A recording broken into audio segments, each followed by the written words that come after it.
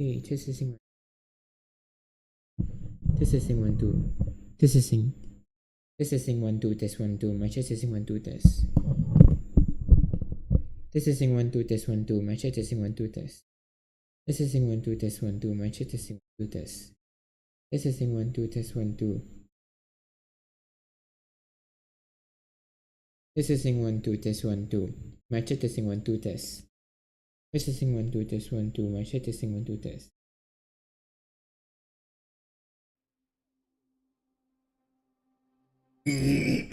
Testing 1 2 test 1 2.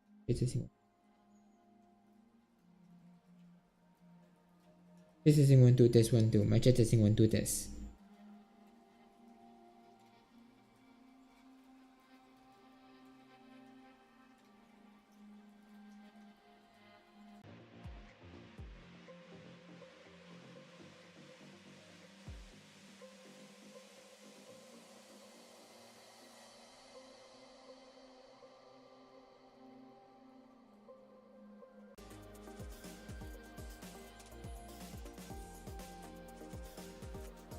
We can make it a bit louder.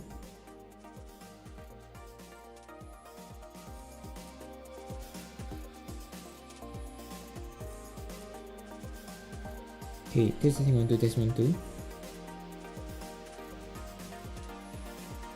Okay, good.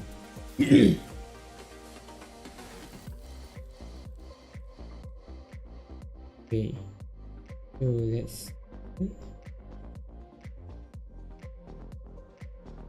Okay.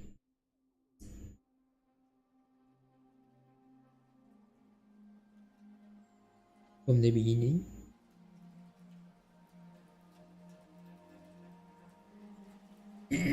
Okay, welcome to the walkthrough for the trial paper for math, and this is a trial paper of CKDU, which is recorded for, and this walkthrough is here recorded for my student, basically.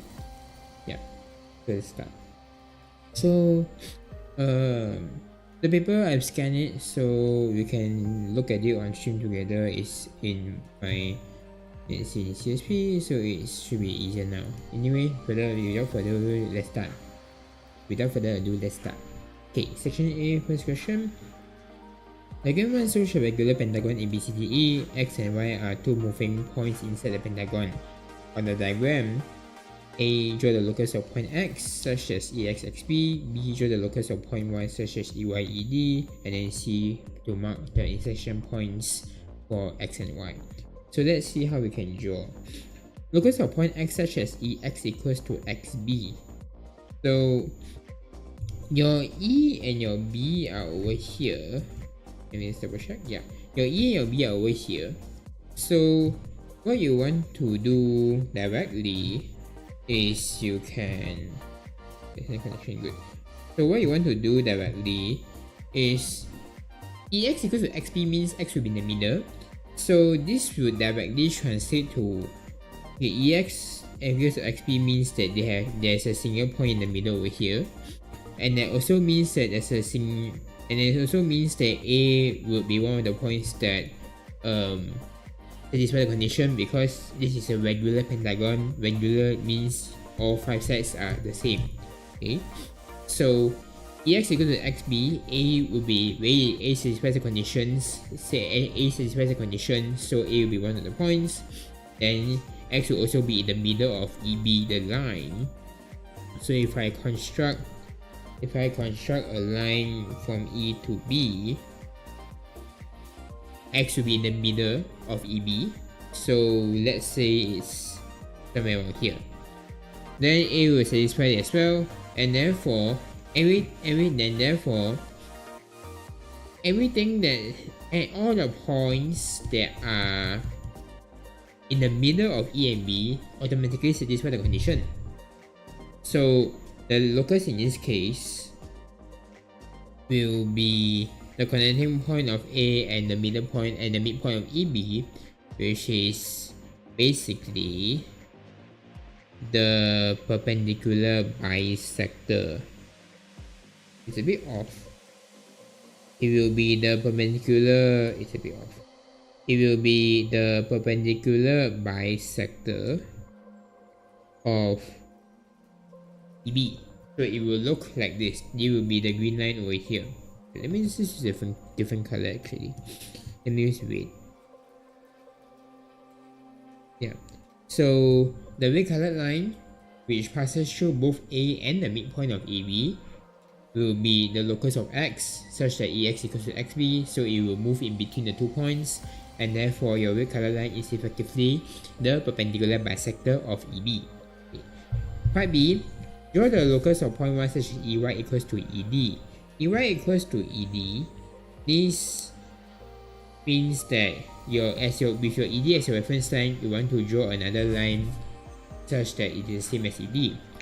And it also means that no matter where your Y moves, the distance between your E must be the distance from Y to E must be the same as from E to long T. And therefore, this means that the distance will be constant. And if the distance is constant, and if the distance from the locus to some certain point is constant, we basically say that it is definitely a circle with the line being a radius.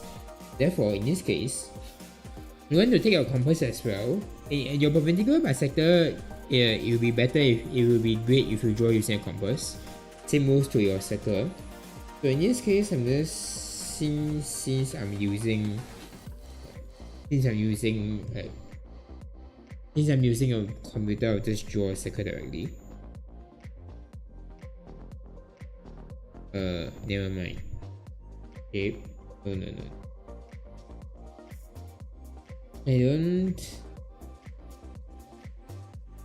Okay. Okay, so. Alright.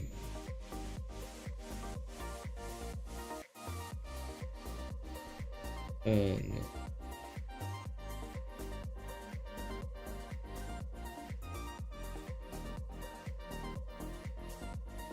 Okay, let's just check whether. Okay, never mind. Let's reverse. I can't really move the shape.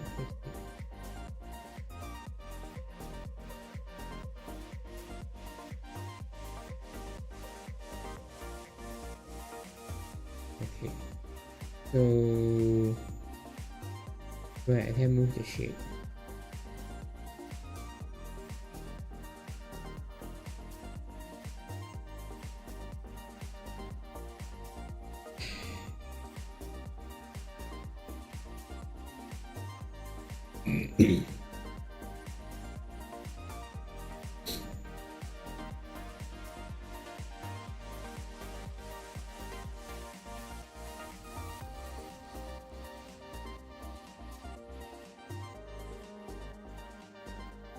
Never mind. This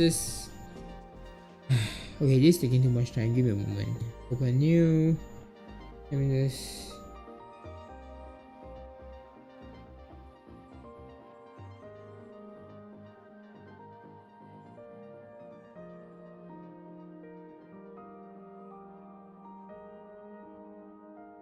Okay, something like this. Then let me use the move to move this thing. Go to this side.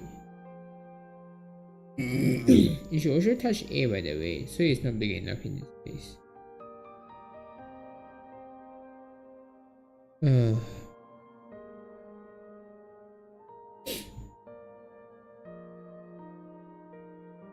How is it possible?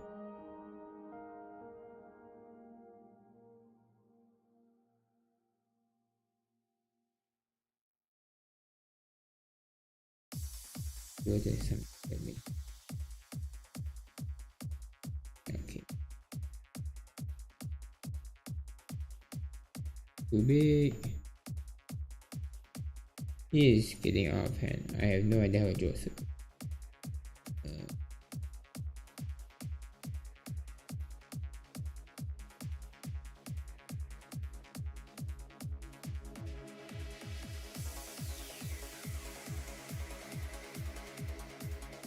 Something like this.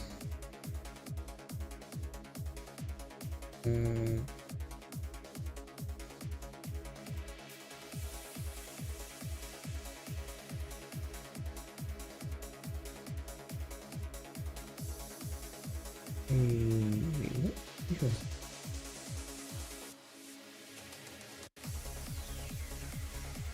It's about here actually.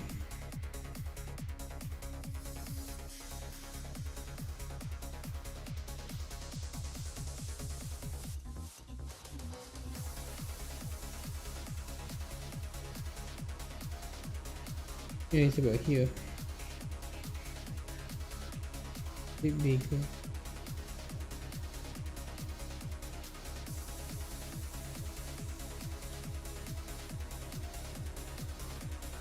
Okay, there we go. You should look at this.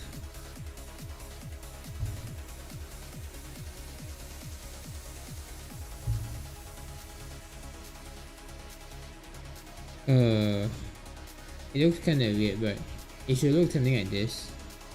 I don't know why it doesn't look like a circle, but it is. Okay. So anyway, you're looking like this. This will be a circle with point E as the center. So just draw a circle around it by using your compass. Yeah. So okay, then you want to find intersection points or x and y. So they will definitely intersect at A, because if ED is your radius, then EA is also your radius, and A happens to be the point that is partial by x as well. So point A would definitely be one of the intersection points. So I'll just get an x and mark it over here, and then you also have this point as your intersection, so just mark it like that. So there's basically 3 marks. So one for each locus and to the both intersection points. Okay, continue. Part 2. For P2 we have, and for Q2 we have this. First of all, our laptop is 3,500. Hakim wants to buy a laptop by making savings from his salary, 200 per month. Hakim expects the deposits as a bank with fixed interest rates for 4% per annum. How long does Hakim need to save him to buy the laptop? Based on the statement given, identify and define his problem. So his problem is that he wants to save some money to buy his laptop. Yeah, this is basically that. Then determine assumptions they need to be. So what I will write is identify and define his problem. Him wants to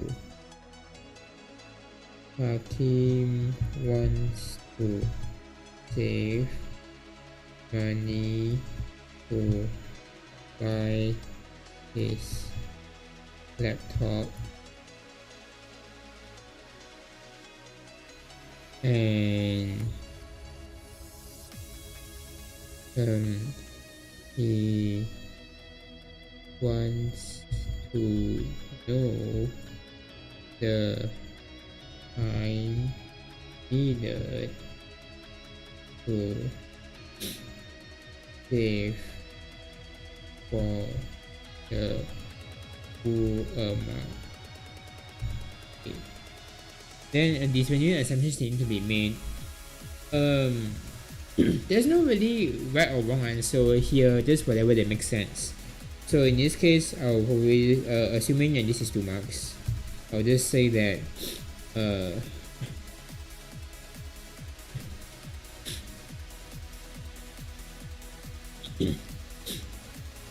interest is all sit at a bank with fixed interest rates. Okay. One, money is saved every month, so like consistency. You have the SMA ART. In this, no, I don't. That doesn't matter. We are not talking about whether. Okay, determining assumptions need to be made. So just whatever that makes sense. Money is saved every month. 2.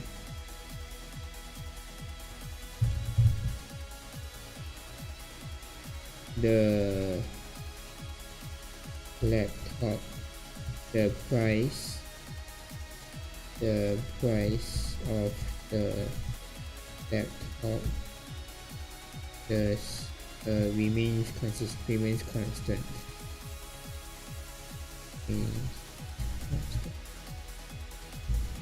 Obviously if it becomes cheaper it's great lah, but if it becomes more expensive then yeah lah. You can have more stuff as long as it makes sense. So there's that lah. Okay, next. Come on. No, not here. No. Okay. So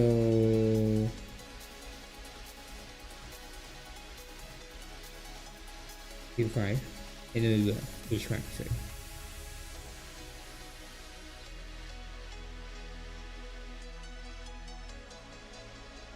Okay, so Q3 says the Venn diagram below shows the sets ABC given that the universal set is A, U, B, U, C. So A and B and C, take everything. Show the region representing part A, part B. Okay, so part A, we have A intersect B prime. Okay, so let's use different colors. B prime in this case refers to outside B. Okay, refers to outside B. So if B is over here, these two, taking outside B means we take these three sections instead. Okay, so we erase these two. So this is B prime or B complement. It's basically everything is outside B. You might wonder why is this section not selected, because this portion outside here is not within your universal set. Yeah, so we don't select this portion. So we don't select this for that portion. Okay. So and then part A is this section, and this section. Yeah, so the entire circle split into 3 sections. This symbol over here represents overlap. We call this N. I mean, you can just call it N. So A and B prime in this case. N means, in this case, the N symbol means overlap. So in the case of these two different sets, we will be selecting the portions, the regions in the diagram that have both colors. So in this case, I made A blue and B prime purple, violet. So just select the regions that have both colors, which in this case it will be this portion over here and this portion as well. They have both colors of ticks. The other two regions only have one color of tick. They are not overlapping. They do not exist in both sets. Therefore, they are not selected. So the answer in this case would be this green portion over here. B, same thing. I'll use different colors to indicate. A prime means outside A. So originally A is over here, but since you want everything is outside of A, we take this portion and this portion instead. And erase this one. Okay. Next, we have B union C, means we take everything in B and in C. So B we have these two portions, C we have these two portions, like so. Okay, so B union C basically means we take everything from B and C, like so. So again, you are looking at N, so we are overlapping. So for overlapping, we again select the portions. We again select the portions that have both colors of ticks. In this case, it will be this portion and this portion over here. Just shade it like this and you'll be good to go. Therefore, the two portions over here in A are not selected because we are talking about the overlap with one of the sets being A prime, the portion that's outside A. Therefore, these two are inside A, they will not be selected. So this should be that. Okay, next. Okay, part 4. And then Arden saves a total of 18,000 into a savings account that offers an interest rate of 2.5% compounded quarterly for a period of 3 years. Calculate the amount of interest received by Arden at the end of his savings period. Okay, so in this case, So in this case, So in this case, we'll be looking at. So in this case, I didn't say a total of 18,000. Yeah. the interest. We don't calculate the interest. Okay, how do you calculate interest? You only want the interest. You don't need to know how much she got in the end. So we want to see how the interest is calculated. So first, okay, I'll just write interest equals to your starting amount. You will be multiplying this by a compounded quarterly. So quarterly means 3, and quarterly is 1/4. So for every year you compound 4 times. Okay, so in this case, you want to, I think talking about this is better. Okay, because you compound quarterly, because you're compounding the interest, right? The total amount that you would get in the end would be your starting amount multiplied by your starting portion 1, add up and ending up the amount of interest that you need to receive. In this case, it will be 2.5%. So the converting into decimals will be 0.025. Then because this is annual, but we are compounding it quarterly, so we are compounding 4 times per year. Therefore, for this one, you will have to divide by 4. Okay, and then close bracket. So this is the amount percentage that we made multiplying to the starting amount every single time. Then after that, because you are compounding your interest, you are calculating your interest on the new amount directly. So for the first time calculate, so first time you calculate interest, you get some amount, and then you multiply this by the interest rate, and then add it up together, and then you add it up together, and then you compound your interest. That's why we say it's compound interest. Basically compound your interest onto the new amount every single time. So since we're doing that, we are doing that, and then how many times you'll be doing this throughout the period? 3 years for 4 times per year, that will be 12. So this will be the total amount that you would get. So calculating this out, you should be able to get, maybe I need to get my calculator.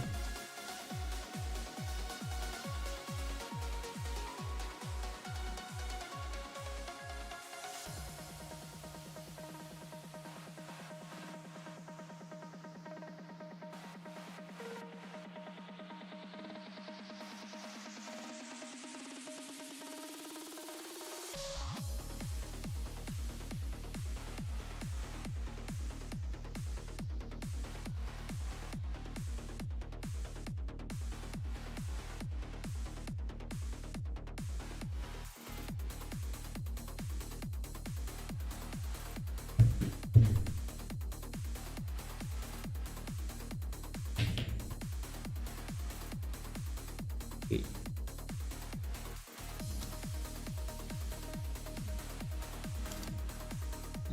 Divided by 4 to the power of 12. You will get the total amount to be Ringgit Malaysia 19,397.39. Okay, 2386, but you round up because cent. There's no 0.1 cent. So in this case, and therefore at the end, your interest is taken by getting your total amount and minusing out your starting portion. So you get a total of 1397.39. Yeah. Okay, so this will be that. Okay, done.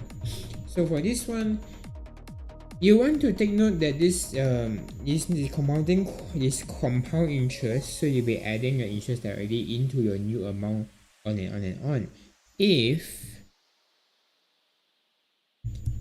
you are calculating simple interest, then things will be way simpler. You just take this is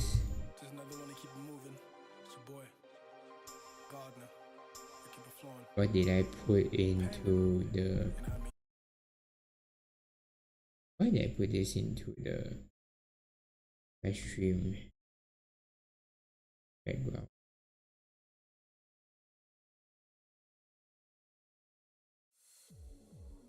Okay, back to the so simple interest. We basically say that you can just take your starting amount, multiply by 2.5. If you're calculating quarterly, so your 2.5%, which you convert into 0.025 divided by 4, if you're calculating for this interest, so your interest is fixed in this case, it will not grow. For compounded interest, your interest will grow.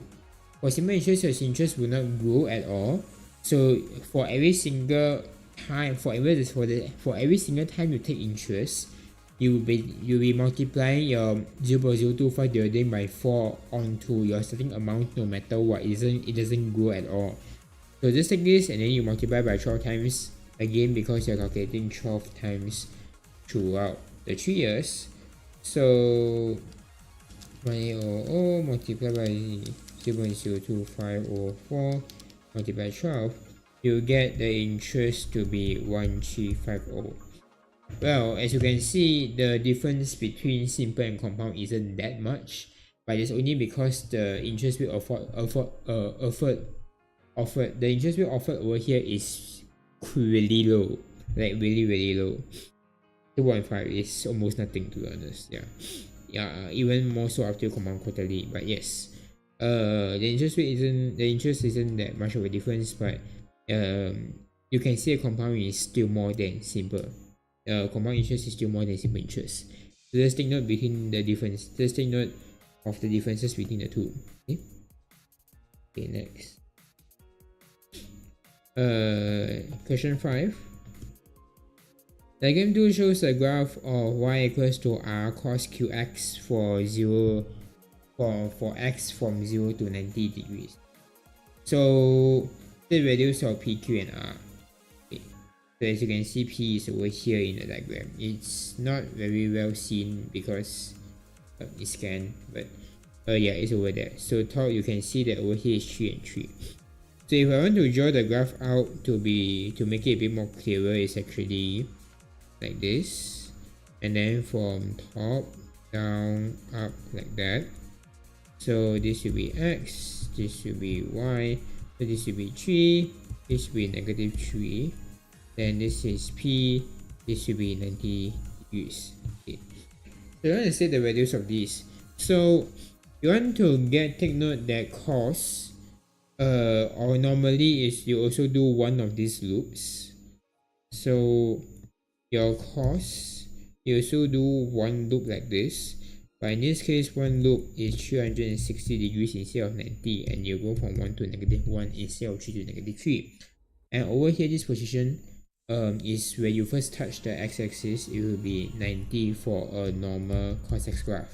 So this is very good to cos x. Okay, so for this one, since you have divided 360 divided by 4 to get 90, your p over here you also divide 4 from 90. So p in this case it would be 90 divided by 4. You will get this to be 222.5 degrees. Yeah. Then next, for q and r, we look at where they should go. So in this case, your q is the number in front of your x, which and this number q over here, since it's multiplying with the x directly, cos qx is multiplying with the x directly. This number tells you how much it loops.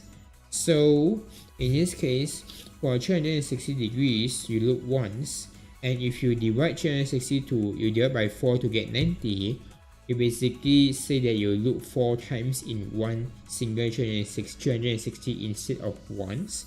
And therefore, since the number you got from here to here is divided by 4, your q, this means that you loop 4 rounds, therefore your q is equal to 4. So how many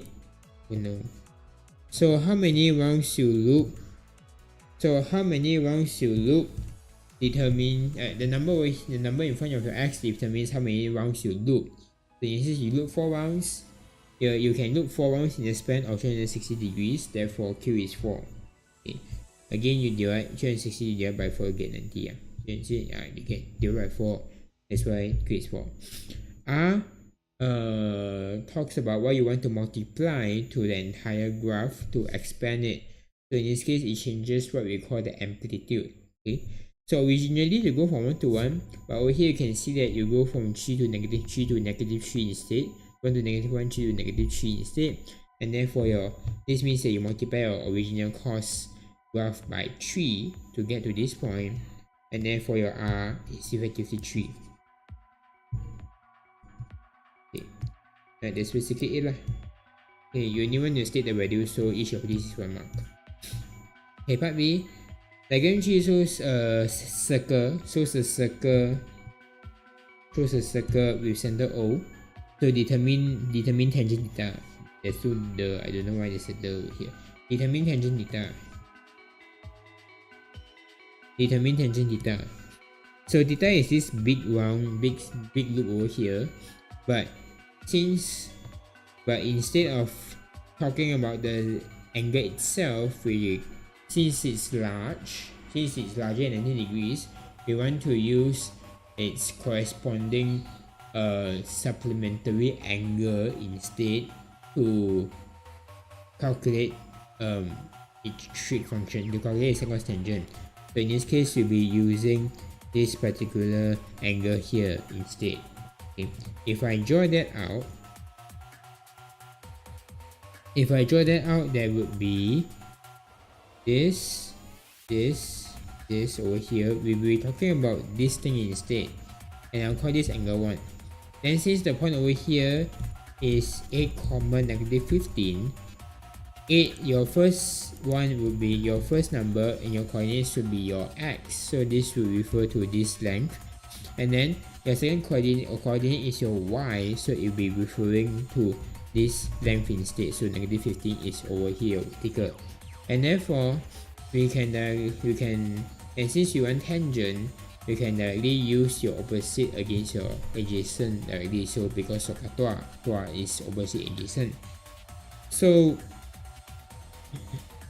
we want to look at whether, so you know that your tangent, of your angle 1 in this case is effectively opposite dividing adjacent, so you get negative 15 over 8. Okay. Then since your theta over here lands in is in quadrant 4. In terms of quadrants, we have A, S, T, C. Let me use black. We use A S, T, C directly. So landing in the 4th quadrant means that your cos will be positive, sine and tangent will be negative, and therefore since theta lands in 4th quadrant, your tangent theta will be negative. Therefore, if you compare your big angle to your small angle, your supplementary angle, your tangent theta will be equal to, since it's negative, will be equal to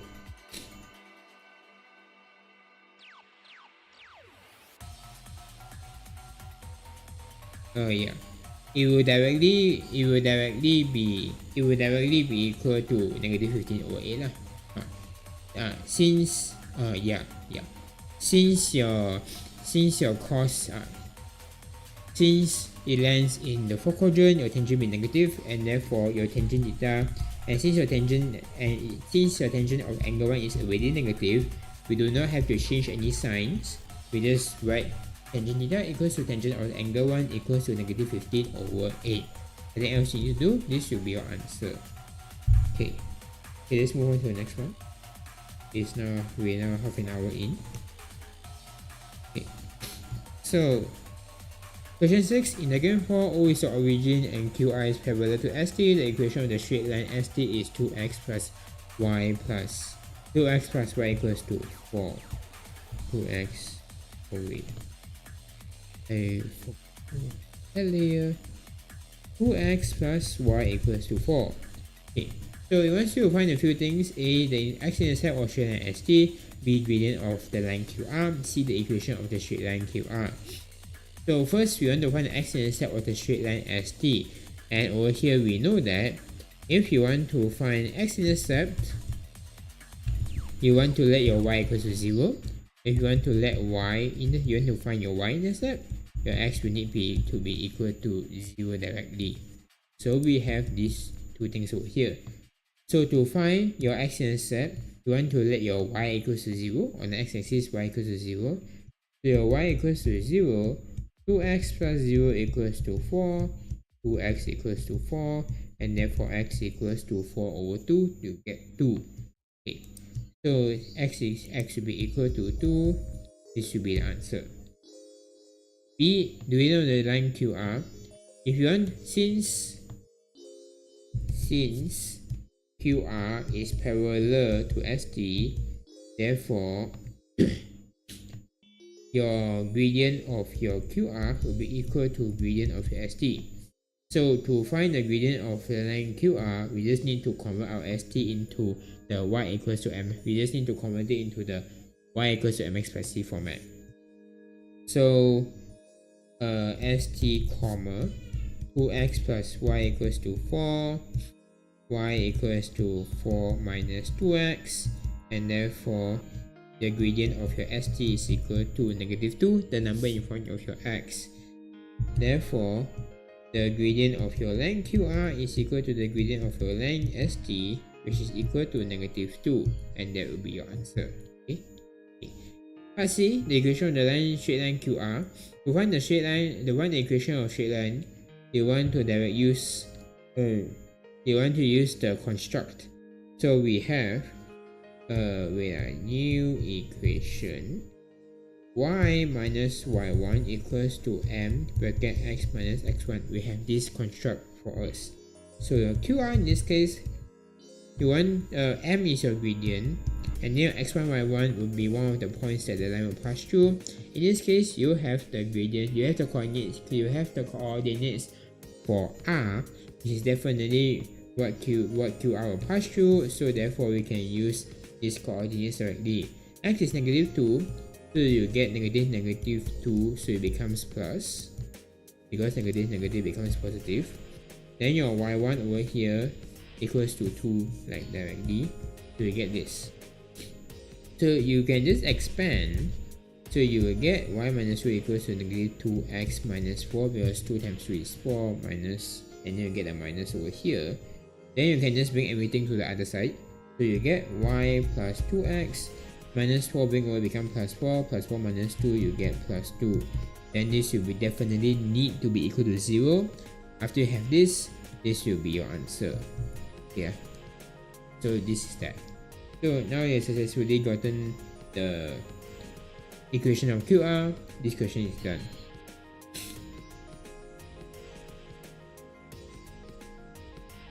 Okay, next. This one. Okay, let's see what it wants us to do. Diagram problem 1 shows the distance time graph. It looks very distance time graph for Sabi's journey cycling from his house to Sing's house and then to the school. Diagram 5.2 shows the speed time graph of a bus from a workshop to terminal A and finally to terminal B.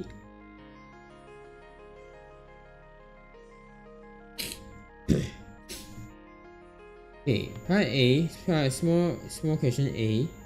So question A, state the duration in minutes Sabri stopped cycling his bicycle. So the distance graph over here, you might be able to see that there is, let me make it thicker. You might be able to see that he goes up here, then he stops, and then he goes up again like that. Then the times given over here are 10,000, 10,100, 10:30, 11 at 10, 10:30, 11, 11:30. Yeah, and then money. One box is how much? 40, 50, or 40, 50. Okay, one box is 10 minutes. Okay, that makes sense. One box is 10 minutes. Yeah. So say the duration in minutes, W stops cycling his bicycle. There will be two boxes. So the distance doesn't, if the distance doesn't move, means he stops cycling, he didn't move. So there will be two boxes. Yeah, there will be two boxes. So two boxes is 20 minutes. So you can just state the duration by saying 20 minutes. It's a state, say it's just one mark, so that will be your answer. Okay. Part B. Calculate the difference of the distance in km traveled by Sabi and the bus in the period of 80 minutes. Okay. 80 minutes would translate to 8 boxes because one box is 10 minutes. So 8 minutes in this case for Sabi means going from here 1, 2, 3, 4, 5, 6, 7, 8 to here, which is the end of his journey. Then for the bus, traveling 80 minutes means going for 8 boxes as well. So that would be there will be this is time in terms of hours. You can see the numbers over here are 1/3, 1 and 4/3 respectively. But 1/3 is 1/3 of an hour is 20 minutes, which encompasses 2 boxes. Therefore, the one box is still 10 minutes. So from here, you count 8 boxes: 1, 2, 3, 4, 5, 6, 7, 8, which is basically 4 over 3 hours. So it ends over here as well. Okay. So this portion will also be 80 minutes. The distance traveled by Sabi is just from 0 to 12. Over here, it ends over here. So this number over here is 12. And then for Sabi, this traveled 12 km. Okay. Then for the bus, since it's a speed time graph, if you multiply speed and time together, you get distance, which refers to the fact that to find the distance for speed time graphs, you will need to calculate the area under the graph. So which would be this area directly. So this would be a trapezium. Okay, yeah. So this would be a trapezium from. So in terms of a trapezium, the area of a trapezium,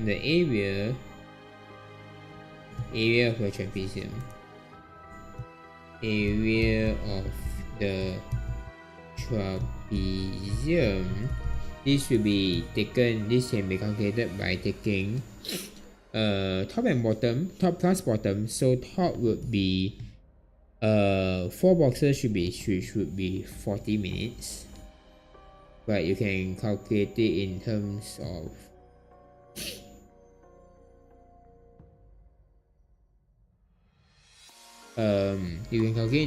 the jump instead, because it's per hour. So in this case, because it's km per hour, so in this case your top part over here can be calculated by taking 2/3. 4 boxes is 40 minutes, so that will be 2/3 hours.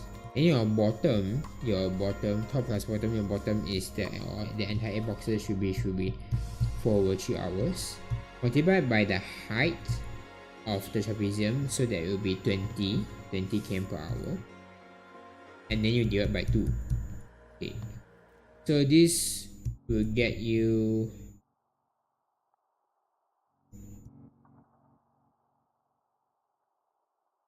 So this will get you 2 plus 4, 6, 6/3 is 2. 2 times 20 times 1/2. This will get you 20 km. Okay. Therefore, the difference between the two graphs, the travel distance, between both graphs will be 20 minus 12. So I get 8 km in total, and that's basically it. So for distance time graph, you can read the distance directly. For speed time graph, you need to calculate the distance by calculating. You want to find the distance by calculating the area under the graph.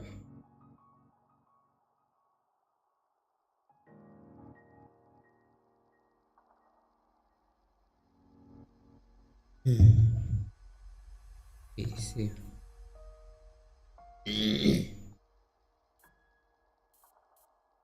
Okay, next. Okay, let me just get rid of the. Okay, part A.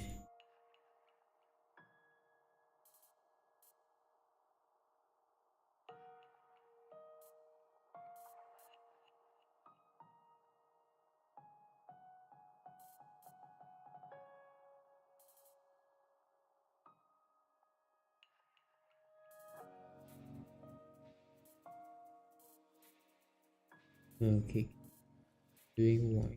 Okay. So part A, given the matrix A is 2k65, find part 1 the value of k if the inverse of a matrix A doesn't exist. There should be one page for this, but it's just a blank page, so it'd be too tedious going back and forth. So let me just go through this over here.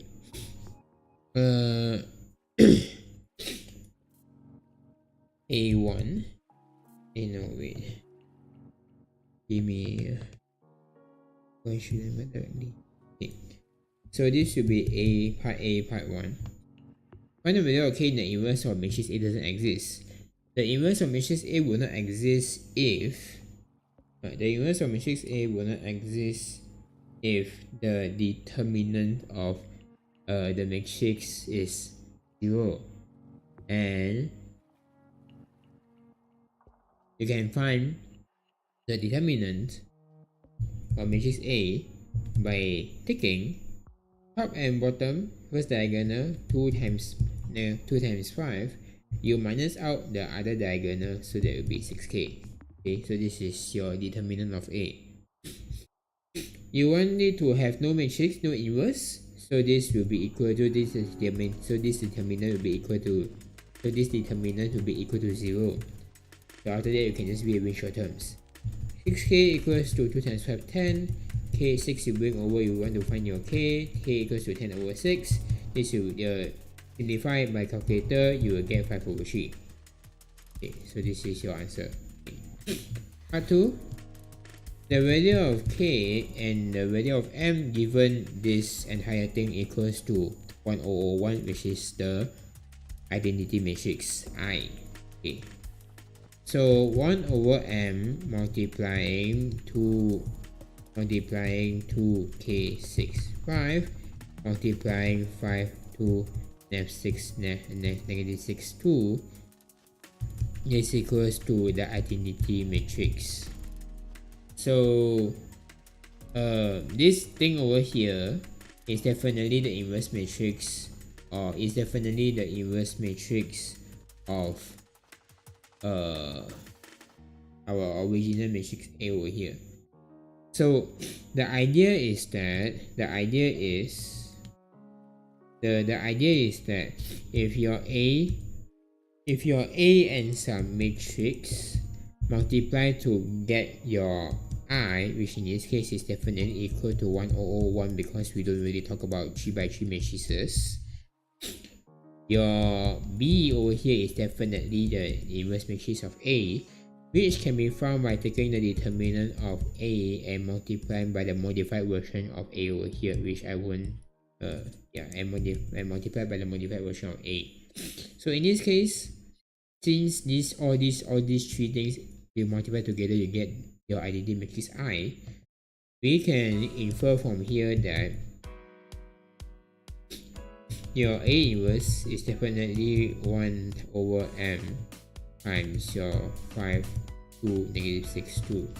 So it's basically everything. The A inverse is the components other than A itself, which is 2k65 in the middle over here. So your 1 over m, in this case, this will be equal to this. This is definitely equal to the determinant of your a. And then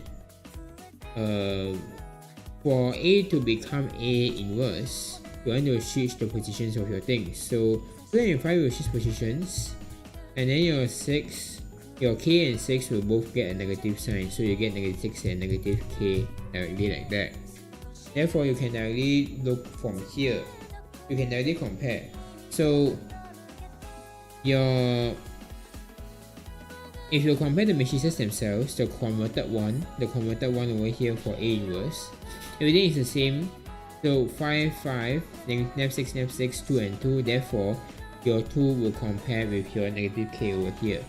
So 2 equals to negative k equals to negative 2. Yeah, so that's the first thing. Okay, second thing.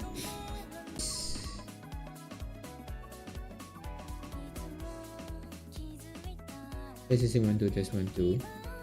I think this is connected from the stream. Oh wait, you guys are here? Wow, okay.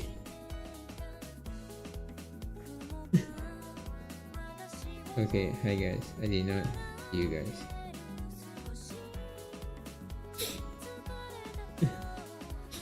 It is quite somehow. Oh wait, I only tuned into chat just now. Okay. I need to into chat right now because I have to check the stream. Okay.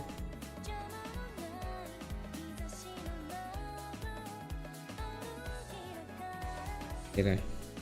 And then if you are somehow watching this when you're still in trials, please study for other subjects, thank you. Okay. Anyway, back to this. Okay. So your m in your here the comparison 2 equals to negative k, so k equals to negative 2. And since you now know what is your since you now know the value of your k, you can proceed to calculate your determinant, which is also equal to m anyway. Yeah, which is also equal to m by comparison. Yeah. So m equals to the determinant of a equals to first diagonal 2 times 5 minus out the second diagonal k times 6. In this case is 6 times negative 2, so 2 times 5 10, 6 times negative 2 12, negative 12, negative positive, plus minus plus will get plus 12, and therefore this will be 22. Okay, yeah. Yeah. So in this case, k is equals to negative 2, m equals to 22. Yeah, so that will be that. Next. Yeah. Okay, 5B.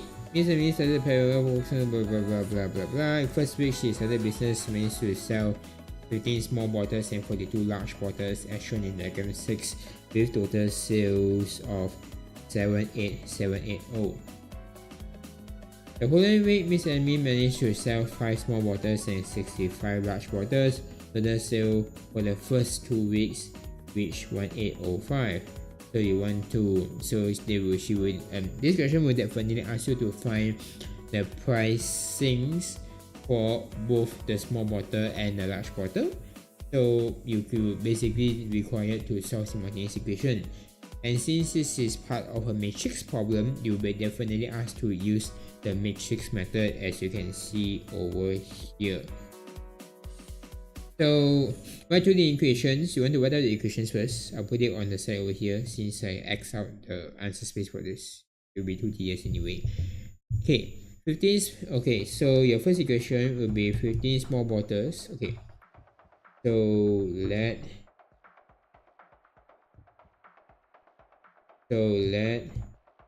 price of small bottle. Let me just erase it out. Let price of small bottle be RMX. And then price of large bottle BRMY. Okay. So we can start to write equations. We want to define our variables first. So for part 1, your 15 small bottles will be 15x plus 42y. This will be equal to total sales of 780. Then your second week you will be selling, she sold, second week she sold 5 small bottles of x and 65 large bottles 65y, equals to not 1805. The 1805 is for the first 2 weeks. 1805. Okay, first 2 weeks. Therefore, in this case, the second week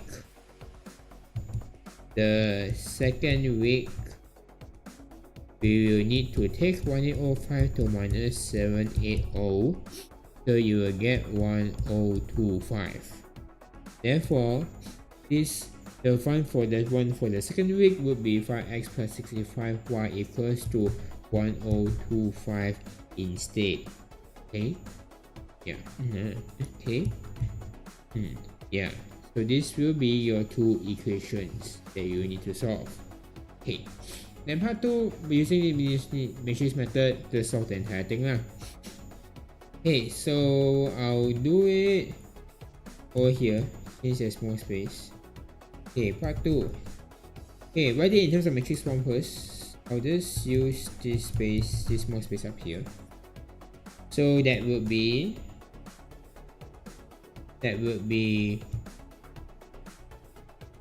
15, 42, 5, 65. We can use black for a moment. 15, 42, 5, 65, and then it will be x, y over here like that. This will be equal to 780 and 1025 like that. Okay, so to calculate your xy, you will need to bring this 2x2 matrix over to the other side. So you will be basically changing it into an inverse matrix, and it will stay in front of the 2x1 matrix on the other side. So I'll put this one over here. Okay, and then you need to change this into an inverse matrix. So first you need to calculate its determinant. So take your diagonal, minus out your other diagonal like this, and then this is divided by 1.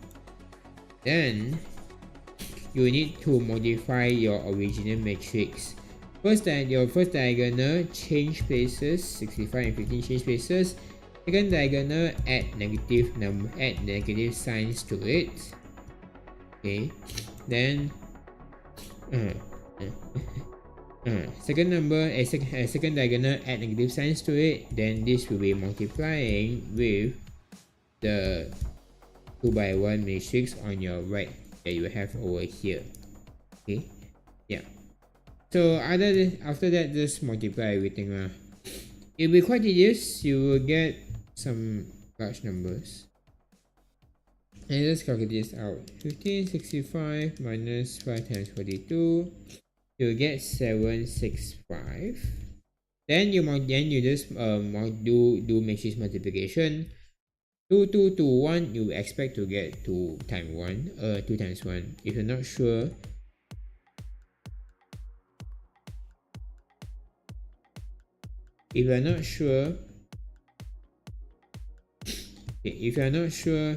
just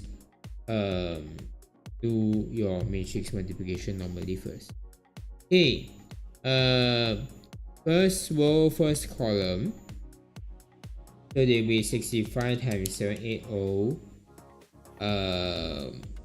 plus minus 42 times 1028. So minus 42 times 1028, and adding together you will get 7650. Let me use black. Now let's do everything in one shot. Yeah, I just do everything in one shot.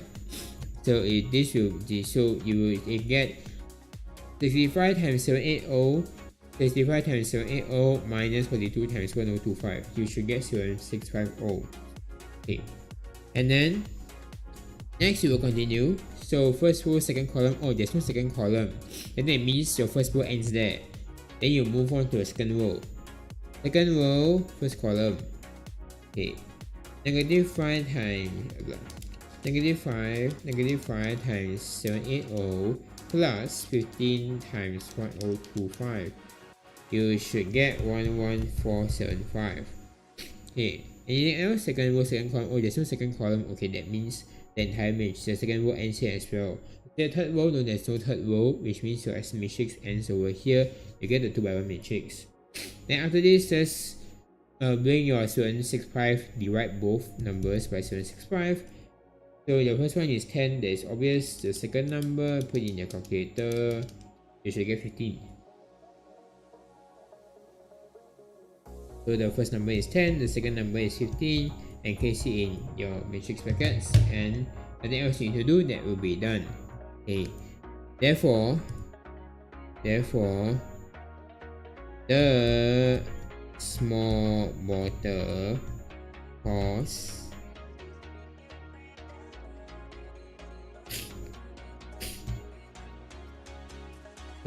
if you want to write it out, you don't have to write it out actually, because if you have managed to let the price over here, if you manage to write this thing up here, then you don't have to write anything at the bottom. But if you did not, then this will be very important as well. But it is safe to write both. It is safe to write both. The price of a small bottle is IM10. Okay. And that of a large bottle is IM15. Okay, there. Okay, done. Next. Q9, the logic question. Okay, this should be quick. Okay, part A, determine whether each of the following is a statement or not. The first one is a statement. Okay, statement or not, you want to see, does it have a variable? If it's like deterministic, okay, if it's like deterministic, you know that it's either true or false.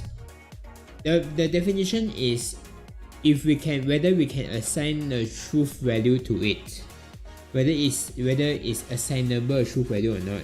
If it's assignable a truth value, then it's a statement. If it's not assignable, then it's not a statement. In this case, for in layman terms, if we can tell it's whether true or false, then it's a statement. If not, then not. For part 1, negative 3 is less than negative 1. It has no unknowns over here. It's deterministic. We know it's true. Therefore, we know it's either true or false. We know it's true. Therefore, this is a statement. So this is yes. Second one, you have x plus 15 equals to 45. You do not know what x is. So it's a variable. It's an open-ended state. It's an open-ended question. You do not know what x is, so you actually can't tell whether this is true or not unless you know what x is. So since you do not know, it's not a statement. So they just write no. Okay, one mark. Part B, conclude your conclusion. Premise 1, premise 2, conclusion.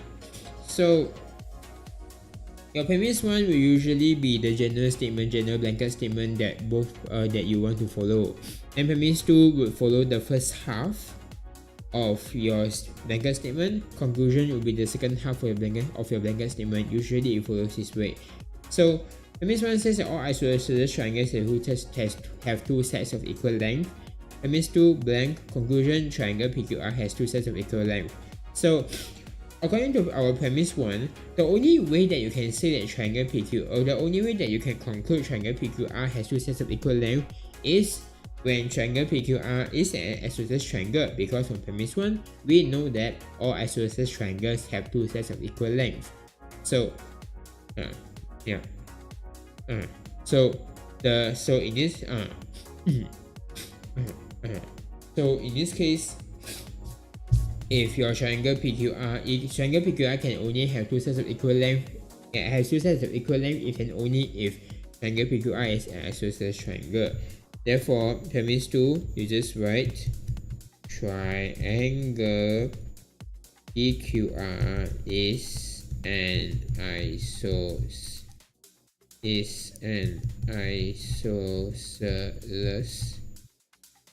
triangle. Okay, so that be that. Okay, is that 1 mark. C. Make a general conclusion by induction for the sequence of the numbers negative 16, negative 11, negative 16, negative 11, 4, 29, which will use the following pattern. General conclusion. So in this case, your number, we can just say T. We can just say T, to be honest. Tn for the number for the nth term, basically for in the sequence, and the nth term in the sequence could be called Tn. So in this case, your Tn is equal to everything that you see not change doesn't change. So your 5 doesn't change. Your numbers in the middle 0, 1, 2, 3 it changes, so we change it to an n. Then the square of this particular number doesn't change across, so it stays. Your minus 16 also doesn't change, so your conclusion would be like this. Everything else is the same except for the number in the bracket, which changes according which position it is in the sequence, and therefore that's the only number that will change.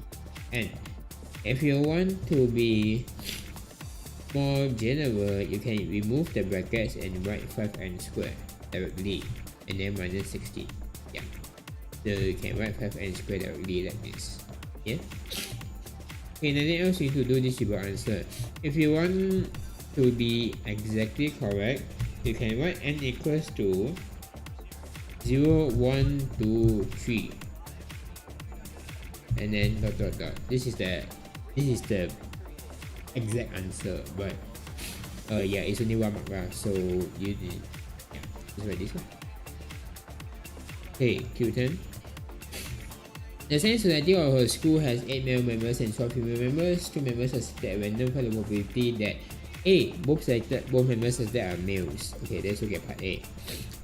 Okay, 8 male members and 12 female members. To select 2 male members, you want to select them one by one because there's no replacement.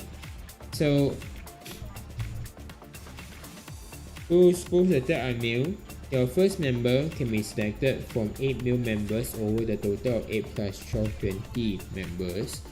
Then your second member, if it's also male, it will be, if you select one already, 8 members, you select one already, you are left with 7 members. Then since one member is selected from the total group, from 20 you are dropped down to 19, like that. Then after you get, since both of these will need to happen at the same time, you multiply them together, because both of these two cases will need to happen at the same time, so just multiply them together directly.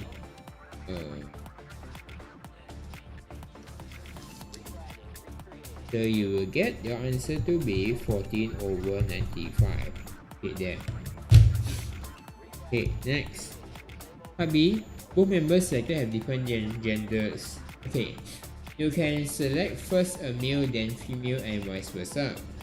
So same thing, if you select first a male, then it will be 8 over 20. Then your female, then you select a female member, so it will be 12 over the remaining 19. So these two have to multiply, these two have to happen together, you multiply. Okay, yeah, these two have to happen together, you multiply. Then because you also can select you can also reverse the order by selecting female first then male. You basically multiply this entire thing by 2, because male first then female, female first then male is effectively the exact same thing. So you just multiply this thing by 2, then you get the probability. Okay. So this will get you 48 over 95. Okay, yeah, there we go. Okay.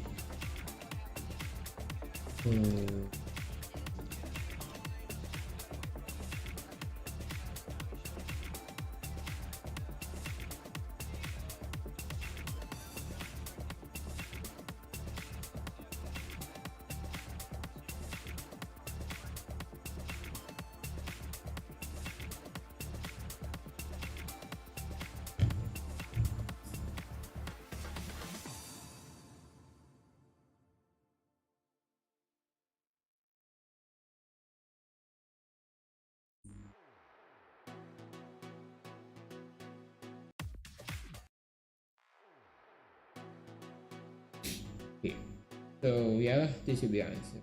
Okay. Next.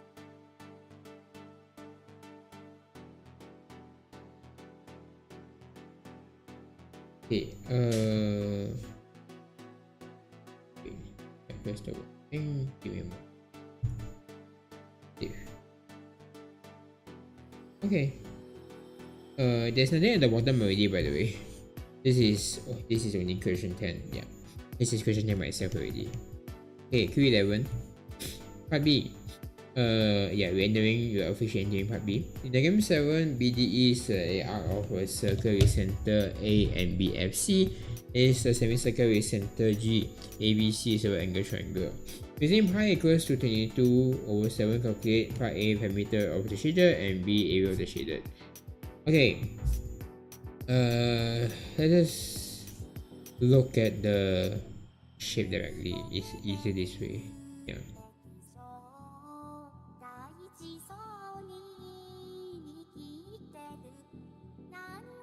Okay, is the stream focusing now? Ooh, okay. Yeah. Okay.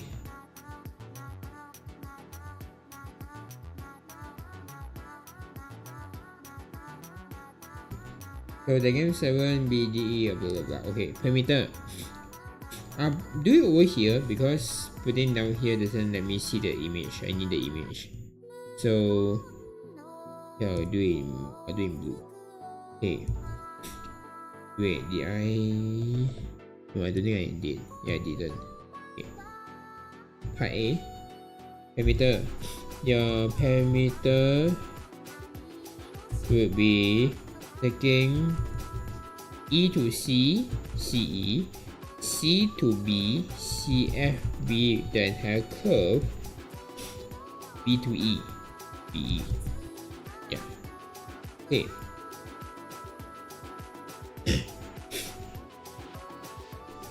ABC is a right angle triangle, and then center G.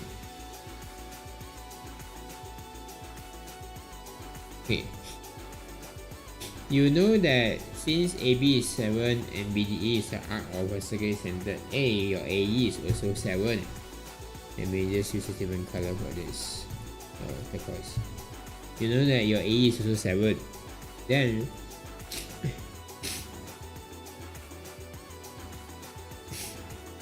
since this is a 45 degree, you also know that since this is a 45, since this is 90, this is 45, your angle over here, pick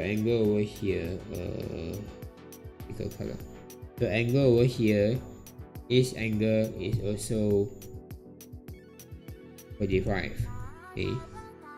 So since it's 45, it means that it's an isosceles triangle, which means that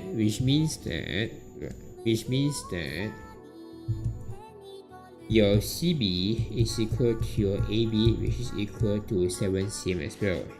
Okay.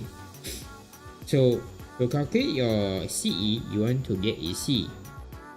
Your AC can be calculated by taking you either use Pythagoras tangent or use Pythagoras. If you use Pythagoras tangent, we can use Pythagoras by the way, but if you use Pythagoras tangent, it will be easier in some sense. Okay, when you want the hypotenuse, the easiest is to use sine. Sine of 45 degrees is equal to square root 2 over 2. This is memorizable. If not, you can just put it in your calculator. You get 0.707. You get If not, you can, if it is memorizable, if you didn't memorize it, just put this into a calculator. You should be able to get 0.707, or if you are using the fancy calculator, you will be able to get 1 over square root 2 or square root 2 over 2. Either of the one, I don't have one on hand to check. So this is equal to your opposite over hypotenuse. So kata SOH, SOH, O over H. The opposite side happens to be 7. And then your hypotenuse side you don't know, so this will be AC. Therefore your AC, actually this doesn't even matter. Yeah, 1045 degrees equals to whatever you get on your calculator. This is your opposite over hypotenuse, so opposite is CB, which is 7. Then opposite is 7, no matter which one you pick lah. Opposite is 7, then hypotenuse you do not know, so I put it as AC. Therefore your AC equals to 7 times sine, no. Yeah, your AC equals to 7 over, which places you bring this to the front, bring this over here.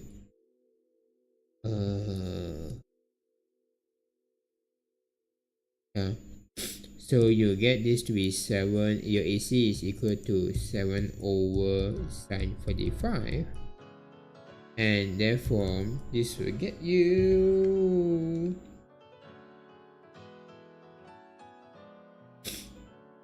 7 dividing sine 45 degrees, 7 square root 2, which if you change into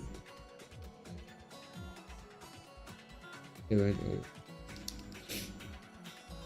7 divided.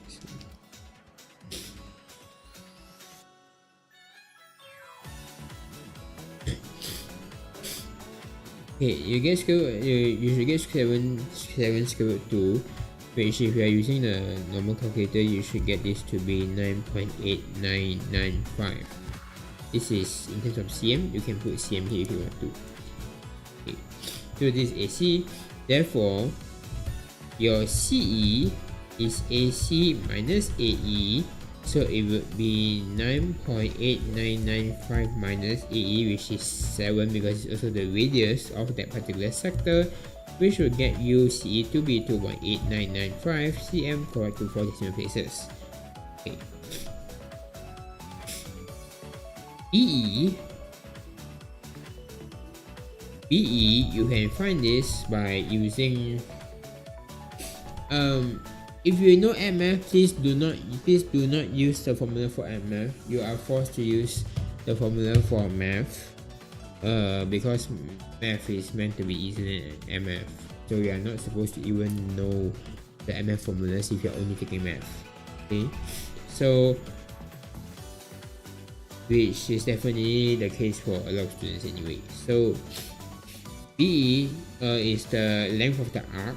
So in this case, you're supposed to use the perimeter, the circumference of the entire circle, multiplied by how much angle, multiplied the ratio of the sector basically. So you want to take the angle of the sector 45 divided by the angle for the entire circle 360. So you will get this thing over here.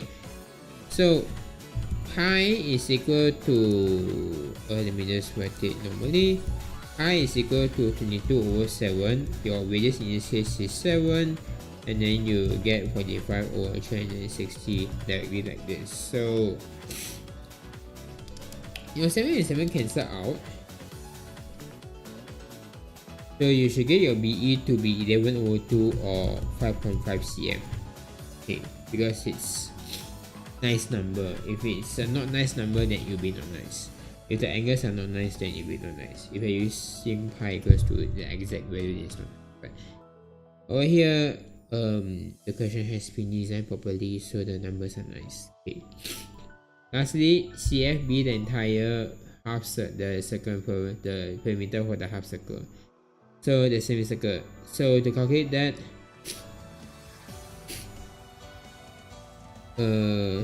your CFB is effectively equal to your 2 pi r multiplied by half.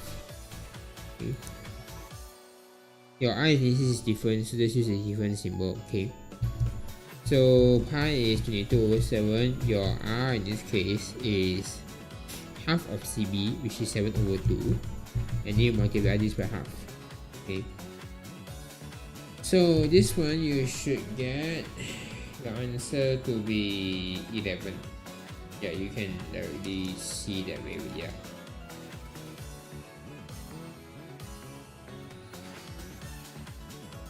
Yeah, you will get 11 cm.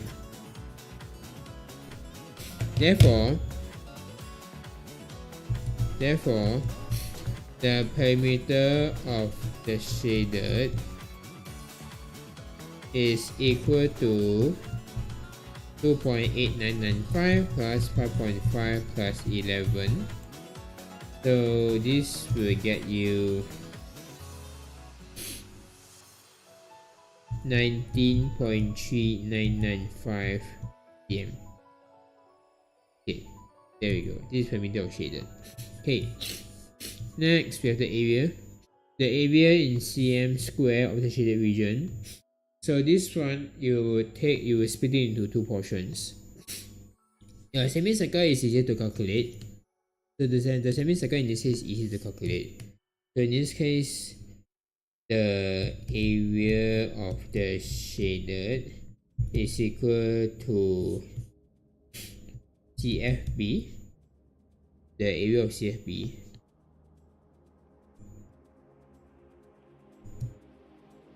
the area of CFB, which is basically the area of CFB, which is basically the semicircle, and then the other part, which is this weird portion over here. This weird portion you can calculate it by taking the area of your triangle minus out the area of your sector. So we want this portion. This portion is equal to taking this one to minus out your sector. So it will be adding that portion, which is calculated by taking the area of your triangle ABC minus out the area of the sector ABE. Okay, the area of CFB is a semicircle. This one is easy. Just take your pi r square.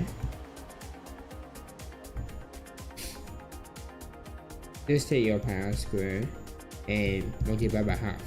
Okay. Your area of ABC is just base height over 2, so that would be base times height over times 1 over 2.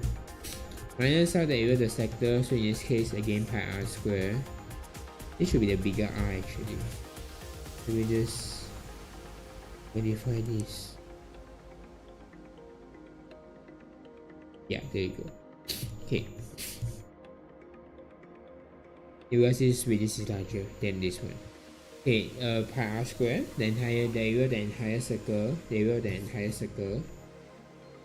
multiply again by how much degrees is of your sector, so you have this instead. Put your numbers in. This will be 7/2.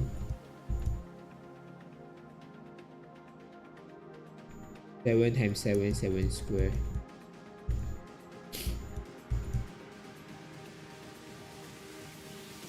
For 5/360, you can simplify into 1/9. Eh? No, 1/8. 1/8. 1/8. Let's see. Yeah. Okay, calculate the entire thing out. Your middle portion, 7 square times 1/2. Minus out 22/7 multiplying 7 square.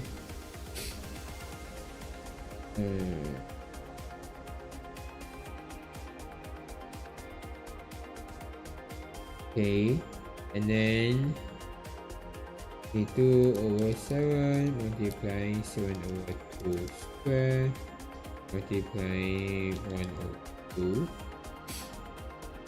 Okay, minus. Okay, so you should get 77 over 4 minus a plus 21 over 4. So this will give you 98 over 4. And this is precisely 24.5 cm squared.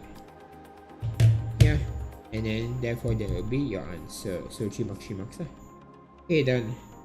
Quite tedious considering I took 15 minutes to explain this, but all in good faith. Okay, Q12. I hope I'll be able to finish this.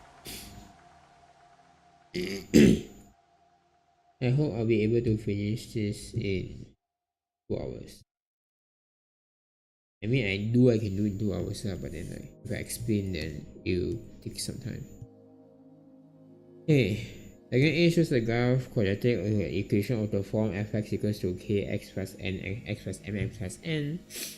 The graph cuts the y-axis at 0, therefore, and the x-axis at therefore 0 and 2o. Determine the value of m and n, determine the value of k. I draw this out.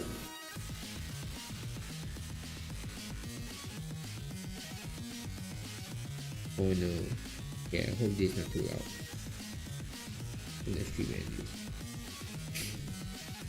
Okay, this is -4. This is 2. This is -4. Okay, this is your 0 y-x. Let's draw it out here. Okay,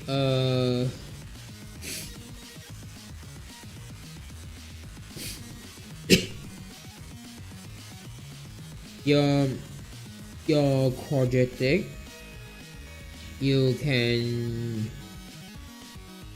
factorize it in, if it has 2 x-intercepts, you can factorize it into the form ax minus ax plus n no matter what. So you look like this. So in this case, right, then let this equal to 0. Okay, if you let this be equal to 0, put the k over here, and you can basically, okay, if I let it equal to 0, I'm basically finding, I'm letting my y equal to 0, which means I'm finding my x-intercept. So by bringing my k over to dy, I get this thing. So in this case, right, if you directly split it out, you will get x equals to -m or x equals to -n. Okay, you let this separately equal to 0. I'm not sure if I need to explain this or not, but some of you might have forgotten, so let me just say this out loud. I'm not sure how loud this is actually. That's the same one too, that's one too.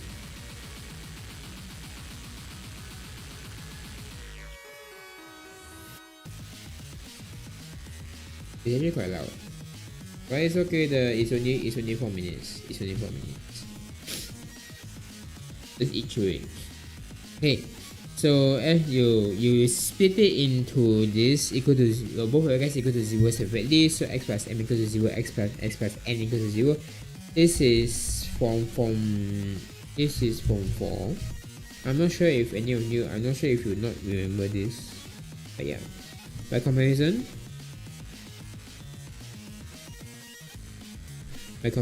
x equals to -4, x equals to 2, therefore m equals to 4, therefore m4, n equals to -2. Okay lah, yeah. That's basically it.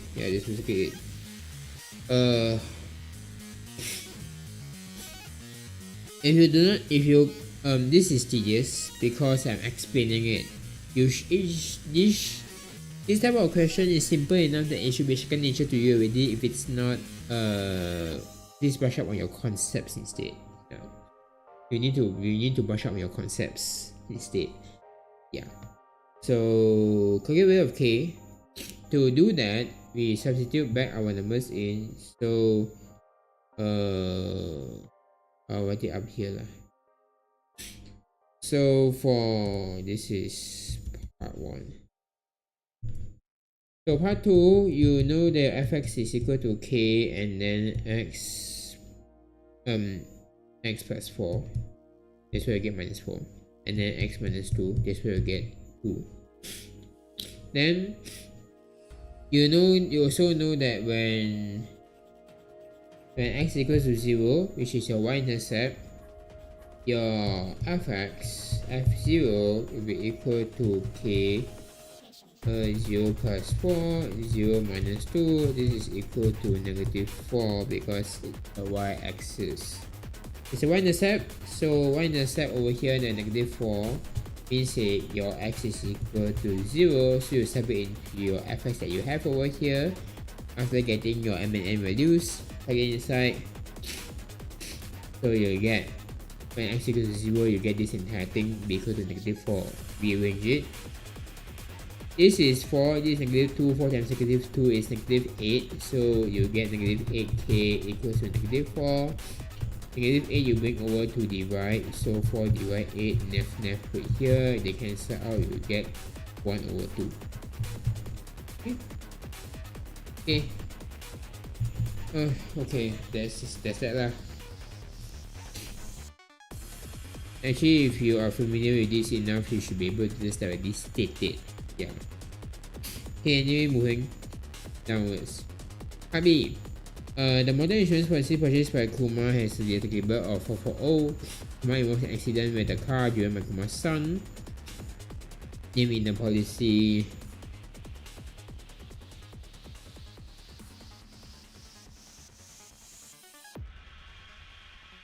Driven by Kumar's son. Name in the policy and under 29 years old suffered total loss of 700.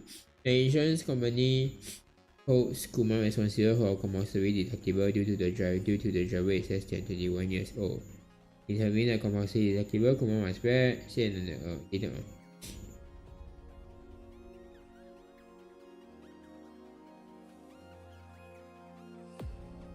Yeah, so the idea is that to claim anything, you must pay the deductible first, the compulsory deductible. So that would be 440. Okay. Part B, RM 440 over the RM 440. Okay. Part B, in a situation where it might require the policyholder to bear compulsory deductible.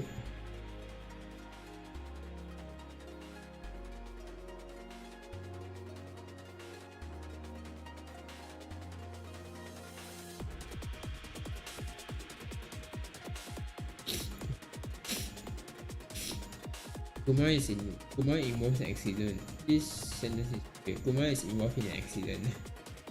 Yeah. In a situation whenever you require the policyholder to bear a compulsory deductible, anything that makes sense medical insurance, you have deductibles for that. Fire insurance as well. Fire insurance. Honestly, I have not taught math long enough to really know what this kind of question wants. Just answer it by using logic. If for me, just answer by using logic, you get correct regardless. Yeah. But we will talk about it when I get the schema, when I get my hands on the schema, i.e. when Mr. Gandhi finishes. Okay, part C, calculate the compensation Kumar that came in an accident. So the compensation that they can claim would be your 7100, you minus out your 440. And then you will get this total to be RM 666 euro. Yeah. Okay, there. To claim any compensation, you need to minus out lah. It didn't even mention how much percentage is it, so in any cases, assume that it is the full amount. If it doesn't say, just assume it's the full.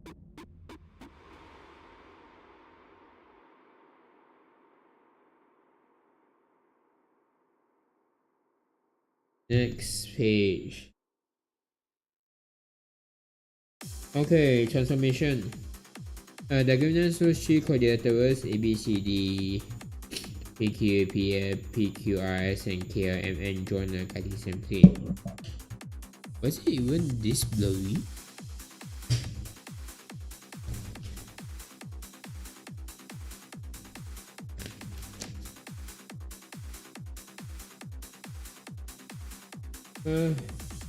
Kinda. It was not clear from the start anyway. Oh well. Okay. Anyway, let's see what the question wants. I'll probably just redraw this later or something. Let's see what the question wants. Set the coordinates of the image at point A under the reflection in the line x equals to 0. Quadrilateral KMM is the image of quadrilateral PQS under the transformation. ABCD is the image of KMN under V. Describe the W and V. Given area ABCD, calculate area of KMN. Okay. Alright, first set the coordinate. Okay. Let me just redraw this. Point A.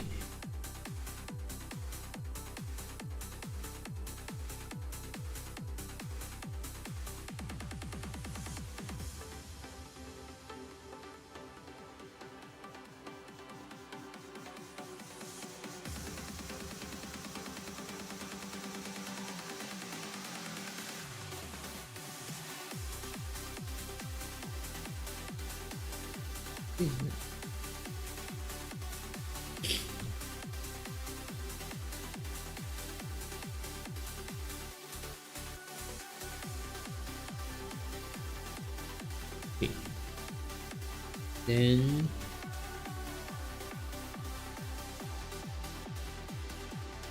this is 4, this is 2, this is 2, this is 4, this is 6, this is A, B, C, D. A, B, C, D. And then this is P, Q, R, S. This is the origin O. This is -2, -4, -6, 2, 4, 6, 2, 4. This is K, L, M. Oh no, I did not realize that. K, L, M, N. Okay, yeah.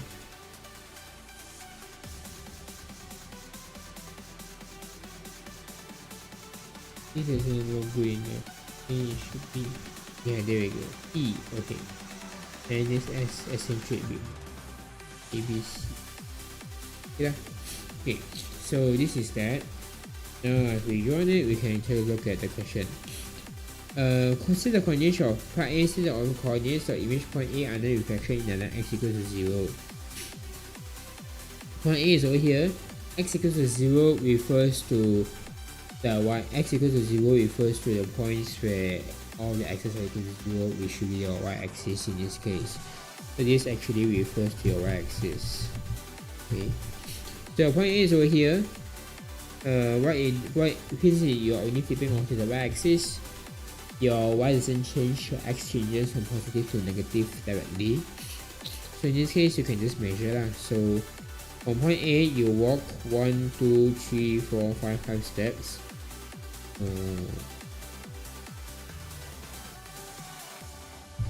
Thicker. A 1, 2, 3, 4, 5, 5 steps. Then you reach your y-axis. You move another 5 steps. 1, 2, 3, 4, 5. So your x prime, your A prime is over here. Okay. So in this case, yeah, okay, good. So in this case, your A prime just be the coordinates lah. So this will be -5 and 2. Okay. So therefore, this one will be -5 and 2. Yeah, that's basically it. 1 mark. Okay, part B. Yeah. KMN is from BQRS under W. ABCD is from KLMN under V. Oh, okay. Okay, so we start from PQRS and go from KLMN. We talk about the view first. Okay.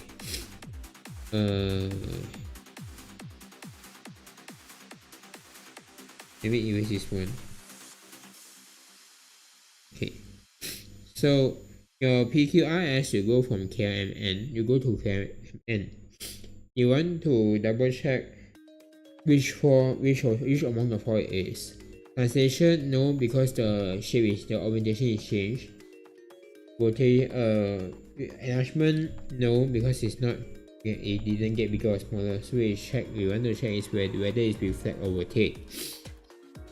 Again, you want to differentiate between the two by looking at the orientation of the letters.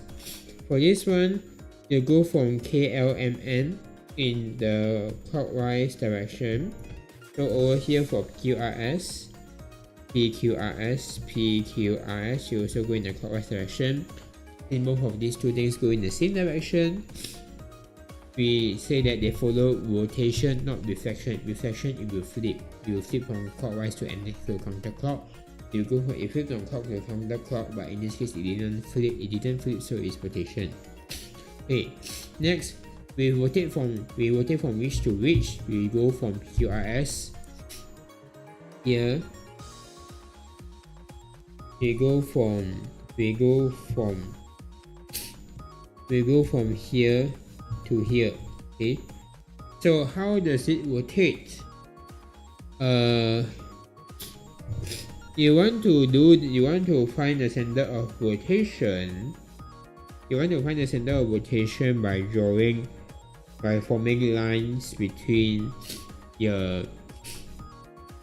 You want to find the center of rotation by connecting your corresponding points first. So let's do this, shall we? I'll do pink, okay? Now let me just erase this one out. Let me also erase this one out.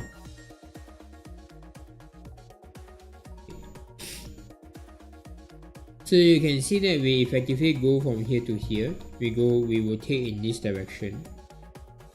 We rotate in this direction once, because you see your short line goes from here to here.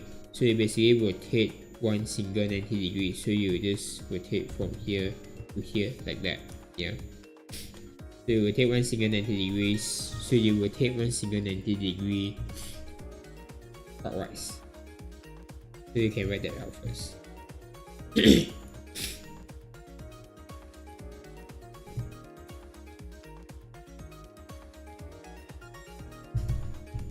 Rotation of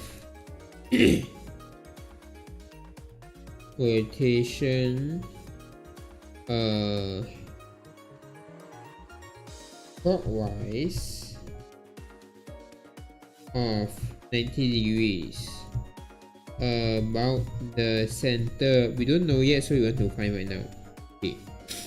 To find that, we form lines between the pairs of points, corresponding points. R corresponds to M. Oh no,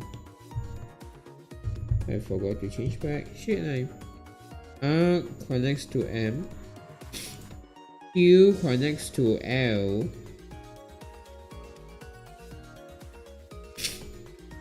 A connects to P.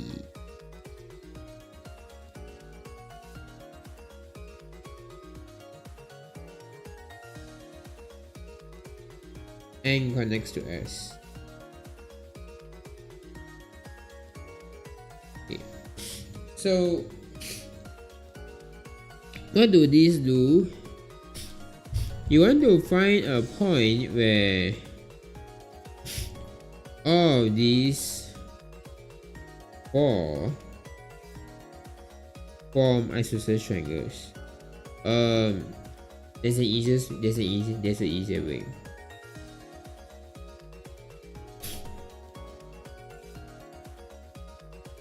Let's choose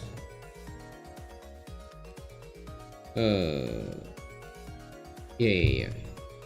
Okay, N to S. You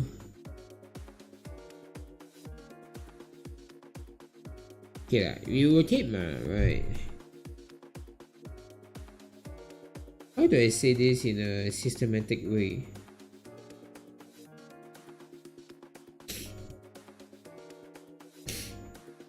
Okay. Let's look at L and Q. Over here, your line.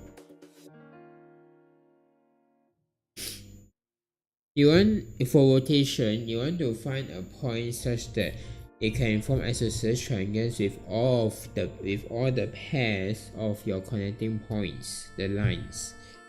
So in this case, in the case of LQ, you can talk about, you want to find the perpendicular bisectors. Okay, so in this case, right, for L and Q, the middle point is over here. So for L and Q, your middle point is over here. So your perpendicular line your perpendicular bisector, since it's also 4x4, the perpendicular bisector will actually go through here and will be perpendicular to this, so you get this blue line over here like that. We can extend it a little bit more. The main issue is just that this graph is not really to scale per se, because when Mr. Gandhi took the picture, it's curved. You can see it's curved, which is a bit but yeah. Anyway, get that. Then this will be the same for M to R as well. So this will also be the perpendicular bisector for that. Then your K to P will have another line as a perpendicular bisector instead. So your center of K and P will instead be this line over here. So you will instead get this particular line as your bisector. Okay, yeah. Let me extend that.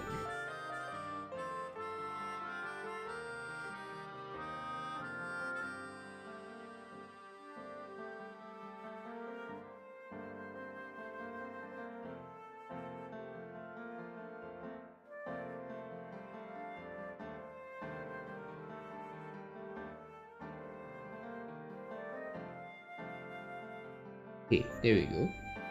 Then for N and S, you do the same thing, but to be honest, at this point you don't really have to do anything else anymore. You can double check if you want to, but at this point you already have two perpendicular bisectors that intersect at this particular point. You already have these two perpendicular bisectors that intersect at this particular point over here, which means that this particular point is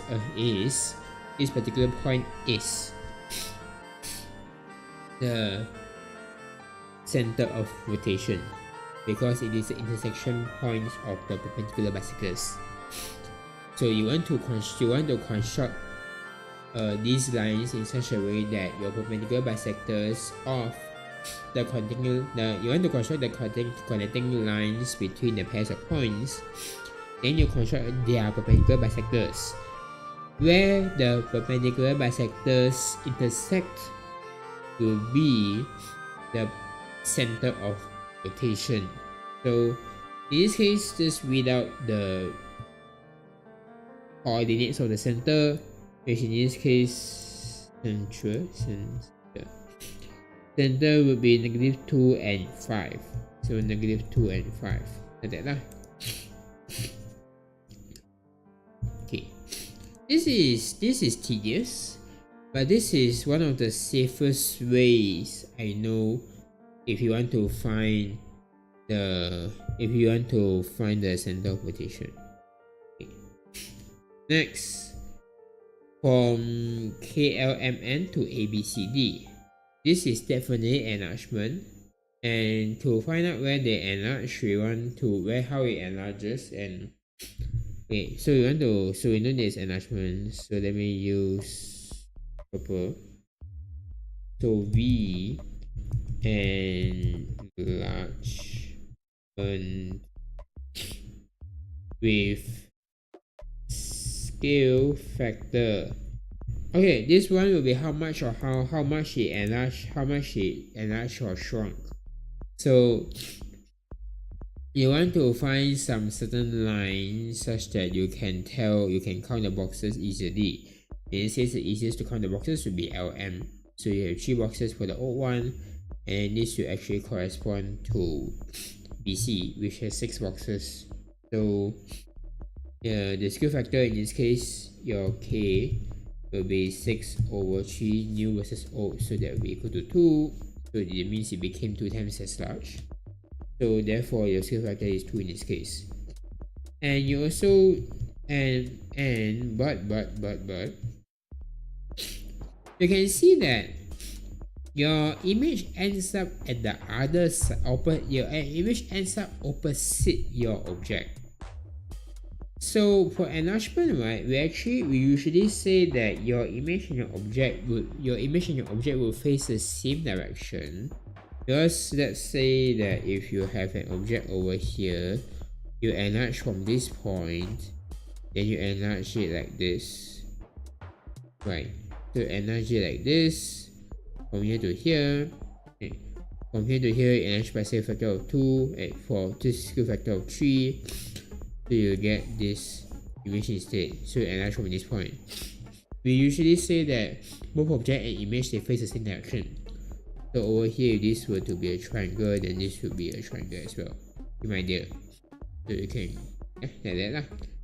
But in this case, we can see that your image and object are facing each other. They are in the opposite direction. So what this means is that your scale factor in this case needs to have a negative number. So your scale factor in this case, instead of being 2, will be equal to negative 2. Okay, yeah. And then we still want to talk about the enlargement. We still want to talk about the enlargement center. Okay, yeah. We still want to talk about the enlargement center, so this should be that, and then this should be a certain coordinate as well. So how do you find the coordinate? In this case, you want to take the lines and connect the corresponding points. M corresponds to C, N corresponds to donkey. 2 points, 2 lines are good enough. You can connect the others to double check. Okay, you can see that they can intersect at this particular point over here. You can see that they intersect at this particular point over here. Okay, so that would be the center of enlargement. So let's write out the coordinates. This will be negative 3 and 2. So negative 3 and 2. Okay, this is the coordinates for the enlargement center, and that will be done. Okay. Lastly, C. Given the area of the quadrilateral ABCD is 28 units, calculate the area ABCD is 28 units square. Calculate the area of LMN. Okay. So the idea in this case is for part C, the area of your image is equal to k square times the area of your object, because 1k is the length, so area will be k square because you have 2 dimensions instead of 1 dimension. So AI, in this case, the area of your image is ABCD, which is 28. Your k in this case is negative 2. Is 2, it counts as 2 either way, so it's 2 square. Multiply the area of your object, which should be the area of your KLM, and in this case, bring over, multiply becomes divide. 28 over 2 square is 4. So that will be 7 units. Okay, done. Okay, there's a transformation question done. one of the more tedious ones. We are approaching 2 hours. I'm not done yet. Okay, I still have 4 questions to go. Oh my god. Oh no. Okay. Field 14. Mr. Ted wants to buy fire insurance for his house. Insurable value for his house is 450,000. The fire insurance policy he wants to buy has a co-insurance provision.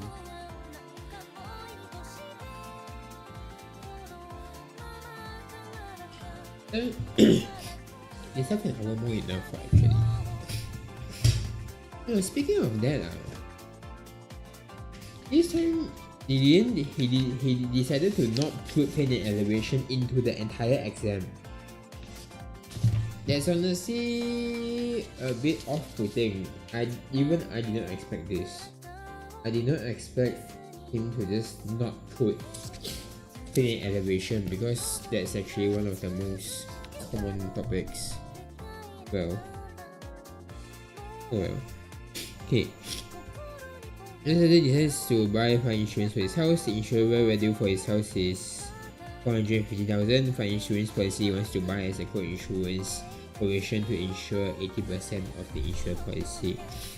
Insurable value and deductible of 4,000. Okay, the amount of insurance required for house insurance fire insurance for housing for property would be according to the co-insurance provision. In this case, it will be 80% of the insurable value. Therefore, the amount of insurance required in this case is 450,000 multiplied by the percentage, which is 80%. This will get you required reconnection successful. Why did it randomly disconnect again?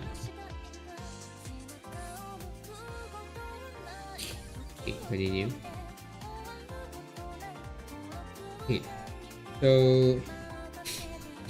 on the amount of required on the amount of required insurance.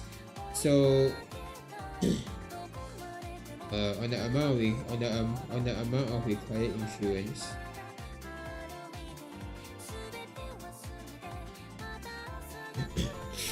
So on the amount of required insurance, basically this means that he will receive everything, the full amount.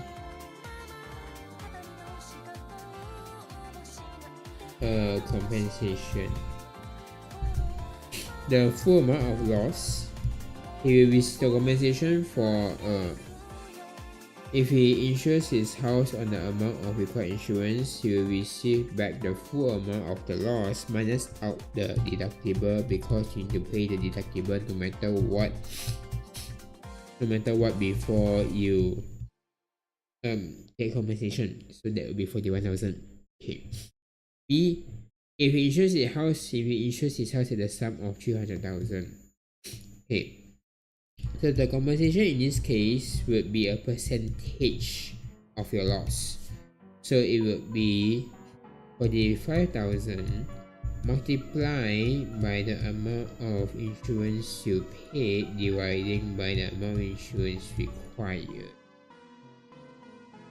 Then you also have to minus out the deductible because you have to pay that no matter what anyway. This will be equal to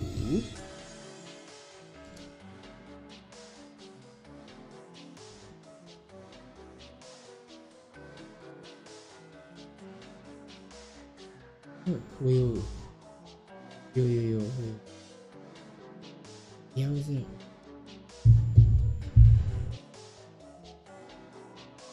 What is it?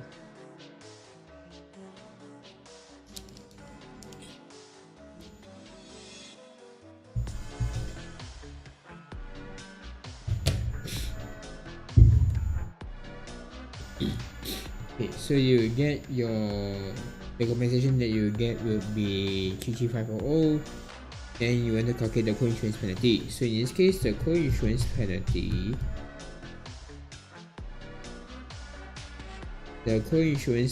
for this case will be equal to the portion of loss they did not get, so that will be 45,000 minus out the amount of compensation he got plus the amount deductible he had to pay, so that would be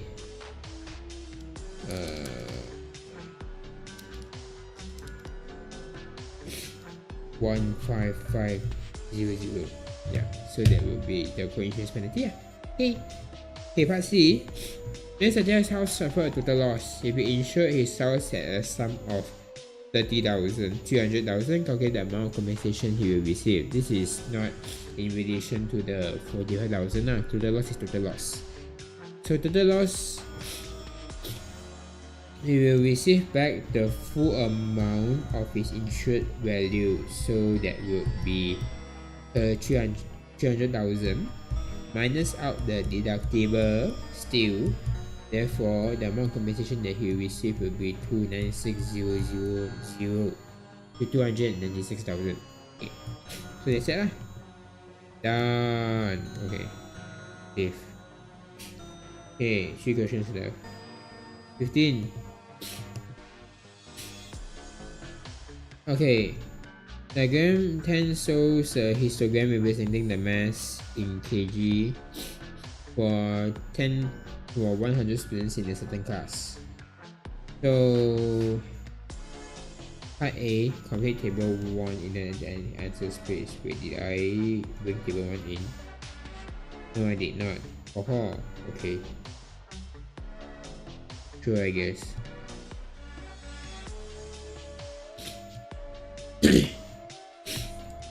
Okay. In this case, right, you see, okay, the part of the table doesn't really matter because it depends on, the table that you need to draw, it actually depends on what type of graph you want to draw. It says you want to draw an ogive, so I might need a new page for this actually. Or this extend, I don't know. Yeah, probably I actually need a new page for this.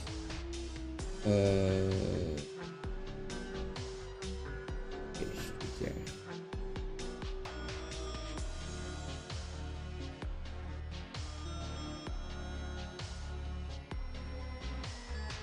Okay, thank you very much. Thank God it did not crash.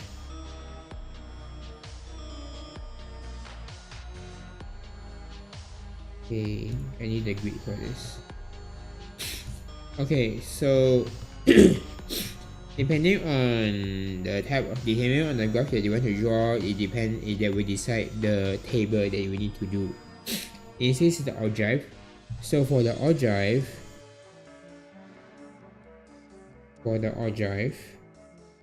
you would need your class. Let's just see what table it gives. I didn't copy it in. Okay, you need your class. Yes, this is a must.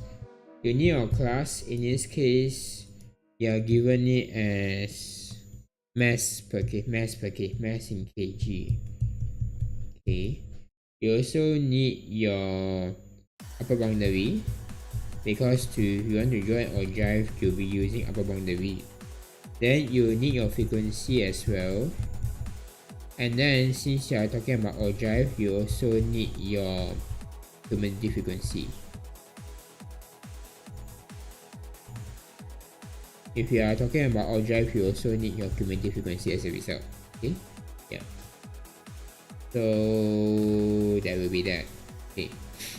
So your mass in this case, you want to look at the one given. So in this case, we have our center points. We have our center points instead. So since your center points are 5 in their difference, so 43 to 48, 48 to 53, etc., your class intervals will also be in terms of 5s. Then, because the middle point is 43, you can safely assume your points to be 41 to 45, 46 to 40, 41 to 45, 46 to 50, so on and so forth. Okay, so but you also want to start with an empty one, so you also want to start with an empty one so you can get your first upper boundary. So you want to start with an empty one because you want to start with 0 no matter what. So your first one is 41 to 45. Your middle point is 43. So for this one, this will be 41 to 45. And then this one, since 48 in the middle, will be 46 to 50, so and so forth. And the one in front, it will be 36 to 40. So 36 to 40 is a croissant one. Your upper boundary in this case is 14.5. You take the number between 14 and 41. Okay. You can also just add 0.5. It doesn't really matter that way. To make frequency 0. 41 to 45, you just count the boxes. With the graph, there should be 4. So frequency is 4, frequency is 4, upper boundary is 45.5. Next is 46 to 50. The frequency that it has for this bar, for this group, for this class is 15. 15, then the cumulative frequency is 19, the upper boundary is 50.5. Repeat for everything else until you reach the end. The end over here, it ends at 73, so it will be 71 to 75.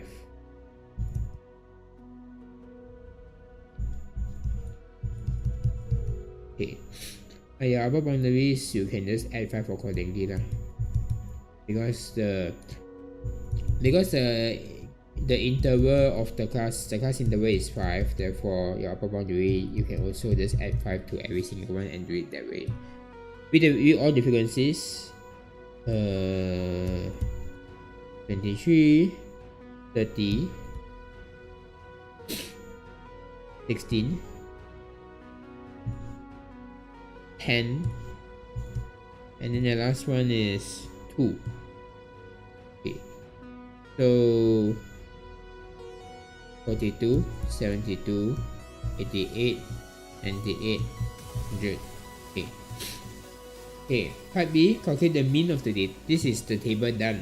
Okay, this is the table done already. Then part B, calculate the mean of the data. So calculate the mean of the data.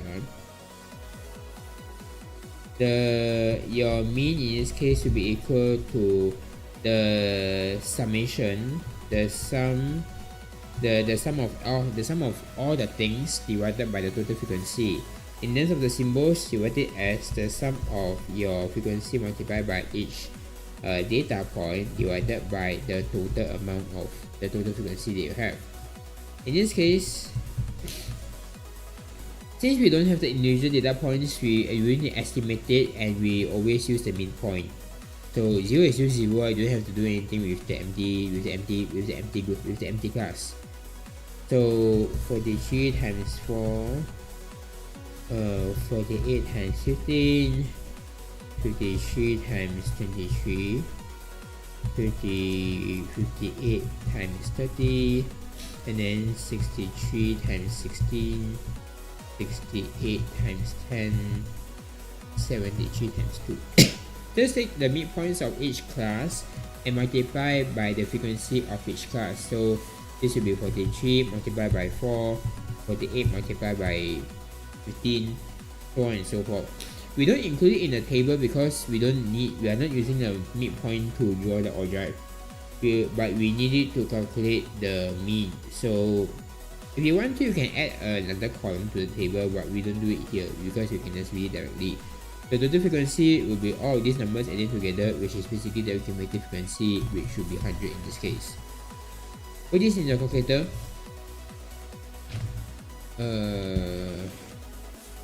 Let's speed up. I passed the 2-hour mark. Let's speed up. I'm still at question 15. Not good.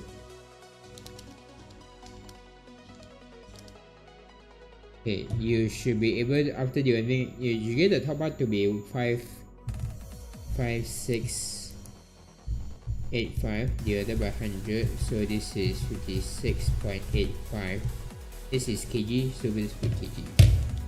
Okay. Part C, you want to draw the ogive. So I'll use this portion. Okay. Part C. Okay, what did it say?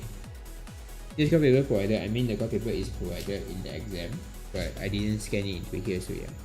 You may use flexible curve rule by using scales of 2 to 5 on the horizontal, 2 to 10 students in the vertical. Go back to the table. 2 to 5.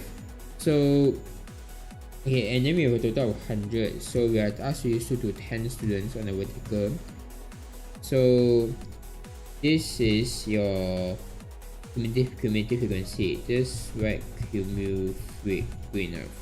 Then it's 10 per box, so 100, 90, 80, 70, 60. Just write them all out. Okay. Then 2 for 5 for the horizontal, 2 cm to 5 kg for the horizontal. So you want to start at the first upper boundary, so it'll be 40.5, and then you want to draw this one like that. Okay, then 45.5, then just put all the upper boundaries onto the graph. Just put all the upper boundaries onto the line. Okay.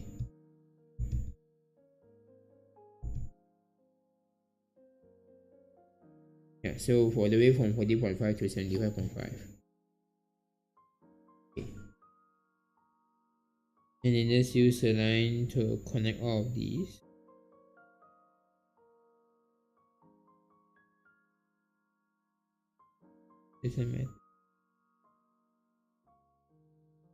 Okay, then this is your mass bracket kg. Then you want to plot down your points. So you start with 0, and you just plot according to the cumulative frequency. 14, 19 is about here, in the middle of the two boxes. 42 is over here. 72 is over here.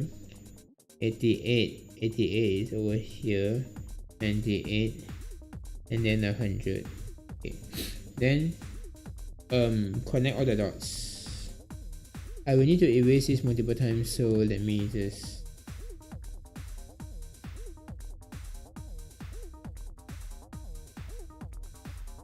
never mind, I got it first try. Something like this is good enough already. After you draw the ogive, you are done.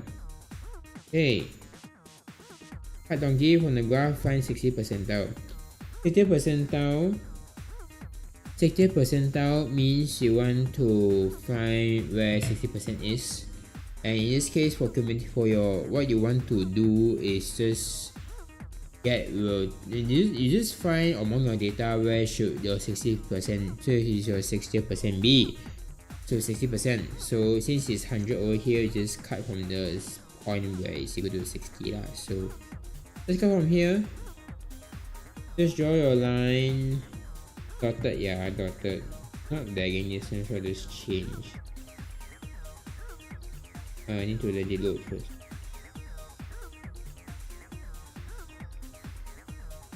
Okay, listen. So your 60 percentile is from 60. Go to the line here. You might want to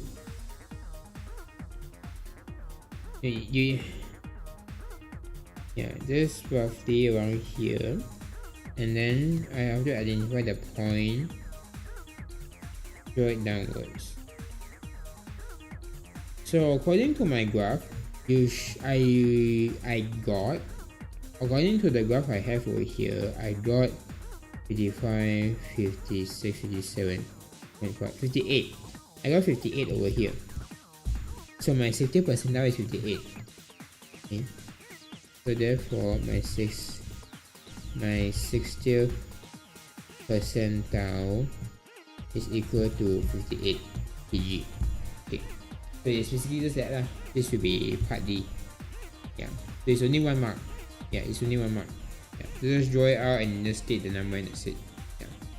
So 60 percentile means you want to find where you want to divide your. You basically want to multiply your total amount, which is your cumulative frequency of 100. You want to multiply by 60%. You get 60. Find the point on your y-axis, draw the line, connect it onto the graph, and then find the value directly that way. Okay? Yeah. Okay, that's basically that. You don't need this big of a space, so let me just shrink it. Okay, there we go. Okay, done. Okay lah. Save. And let me save this one as well. Okay, but there is question 15 done. Okay, yeah, there is question 15 done.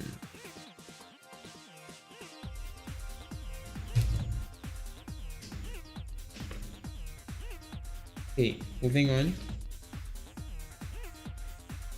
Okay, last two questions, 16 and 17, the big ones.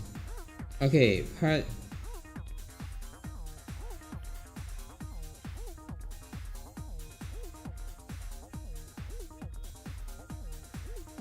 okay, 16. Okay, this will be part C, so answer any one in this section lah.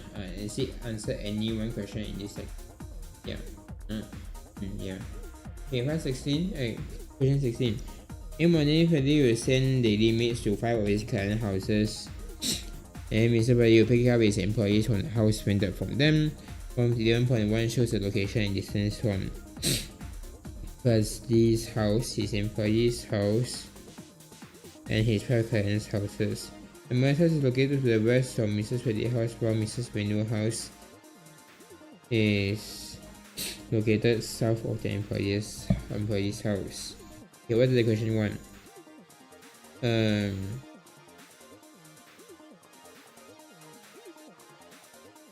Mr. Freddy use 1 or 2.05. The weight of petrol consumption is 12 km per liter. Okay, draw a directional graph in the answer space 1.2 to represent the shortest walk distance. To represent the shortest. Do I have it? Yeah, I have it up here. To represent the shortest walk distance for Mr. Freddy to send his employees to all his clients' houses. Okay, so we use this one. Okay. The shortest walk distance for Mr. Freddy to send his employees to all his clients' houses. Directional graph to represent shortest walk distance. So it definitely has to go here first. I need a thicker line for this 0.6. It definitely has to go here first. Directional, so we draw the arrow. So this should be SD. This is 3 km. This is employees. Okay. Then the most direct route is to go from here directly to enter Venu's house. So this will be 4 km direction going downward. Then from here, you need to go from point L and then enter Ismail. Because if you skip to Ismail and then come back, is actually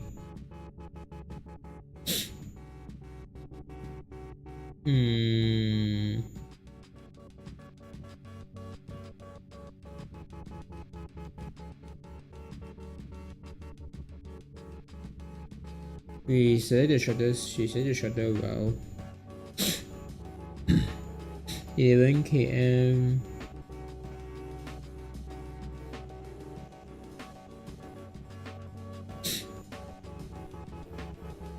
Does he need to return to his house after that? Did he say anything?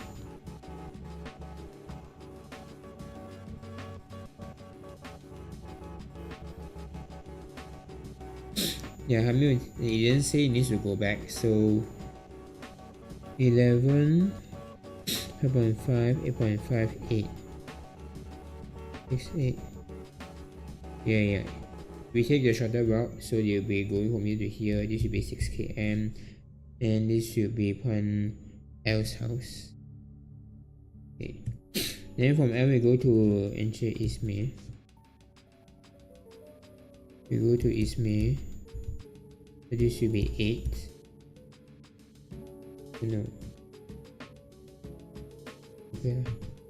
Then from Ismay we go to, if we got to go to, we select the shorter route, so we go to Dr. Sarah.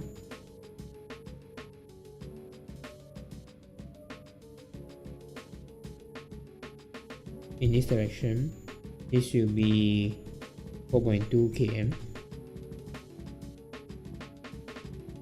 Then from Sarah we go back to One Rose house.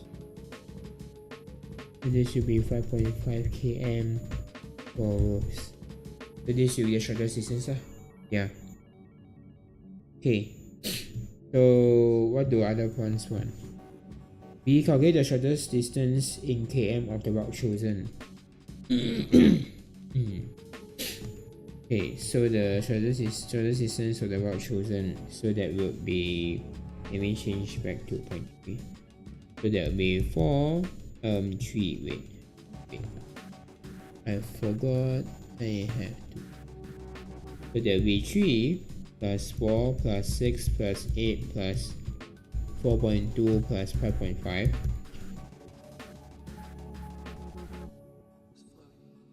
That will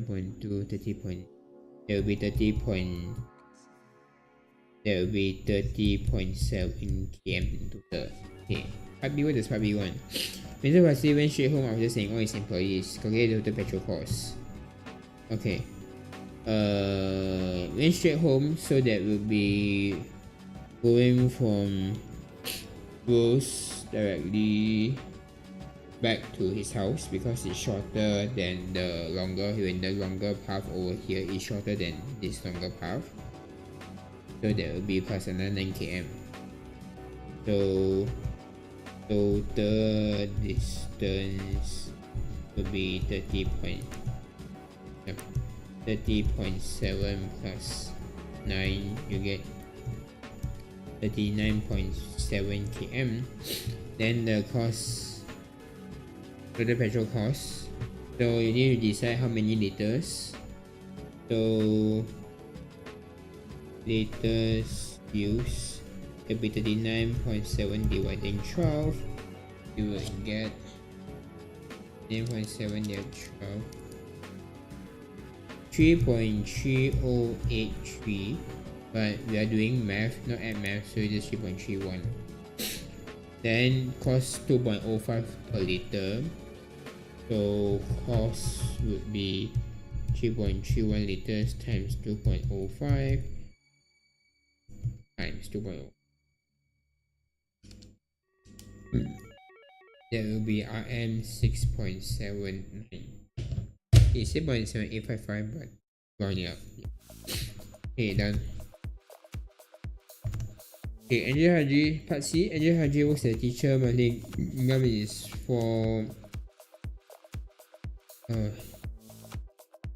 yeah, this one they want to calculate the tax. Yeah.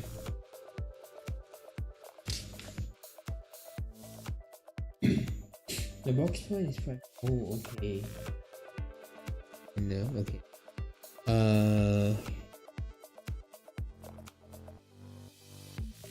Okay, let's finish this quickly. Okay, so there is no linear programming either. This is all yeah. Angel works as a teacher. His monthly income is 4,000. He wants to calculate income tax for assessment year of 2022. Table 2 shows the tax exemption relief items for Angel Haji. Even at the same year, he received a bonus at 4,000, donated 50, paid zakat, PCB. Okay. Chargeable income. Okay, you want to take your annual income, so you want to take 44,000. So the income in this, so chargeable income in this case, right? chargeable income in this case will be taking the annual income, this is that, minus out the donation, minus out all the tax reliefs.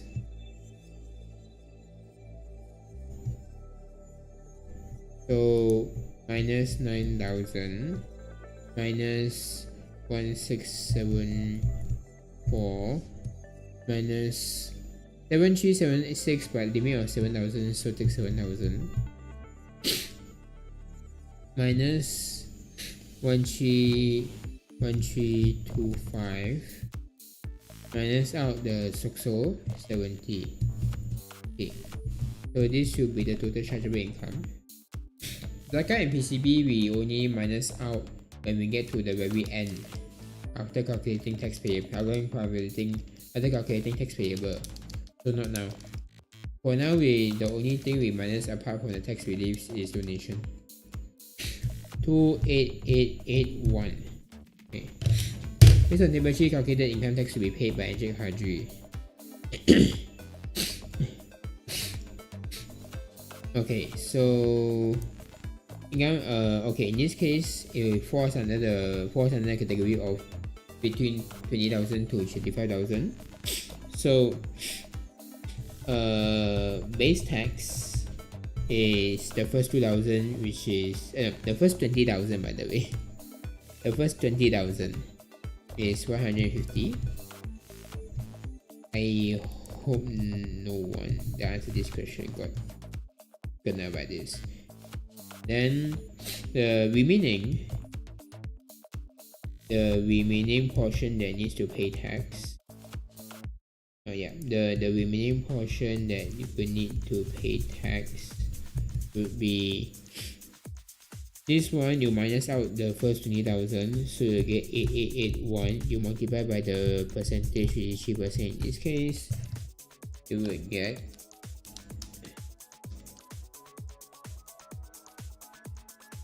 266.43. So the tax payable in this case is 150 plus 266.45 RM, total RM of 416.43. Okay. Yeah.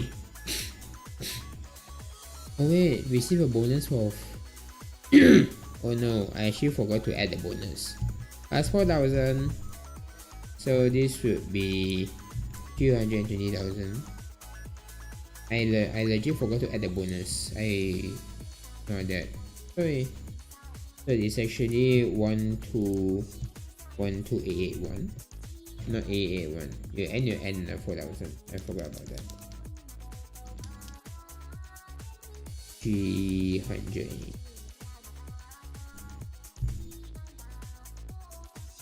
So let's add together. You will get total of okay. 536.43. Okay, yeah. Okay, so okay, so this will be that. Then pay any additional income tax or you receive excess deduction or PCB. Okay, so first things first, the tax, since the chargeable income in this case is lower than 35,000, there is a tax rebate of 400. Okay, and then the zakat in this case is 120. Zakat is 120, and then the PCB in this case is 16.65 multiplied by 12. You get 199.80. So in this case, the tax payable, right? So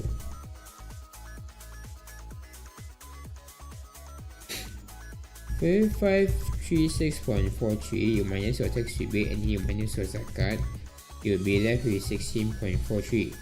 So this is the amount that you have to pay if you don't have PCB. If over here you already got negative, you don't get any, you get basically no refunds by the Zakat and full refund of PCB. So you continue to minus out your PCB. So you get a negative RM of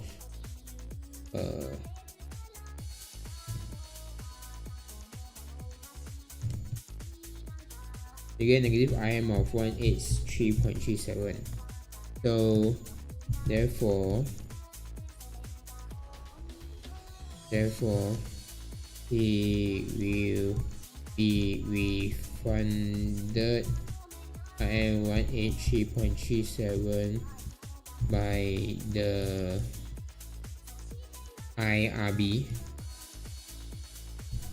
Technically it should be LHDN, but in Malay it is IRB. If we funded this much by IRB because the amount of tax rebates already exceeds is tax payable. Yeah, something like this will do. As long as you explain it makes sense. Okay, last question. You finish this. Fast. Oh my god, why is it blurry?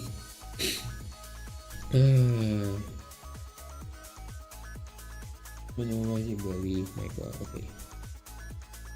And how many is blurry as well? And this is not. Oh yeah, let me erase this.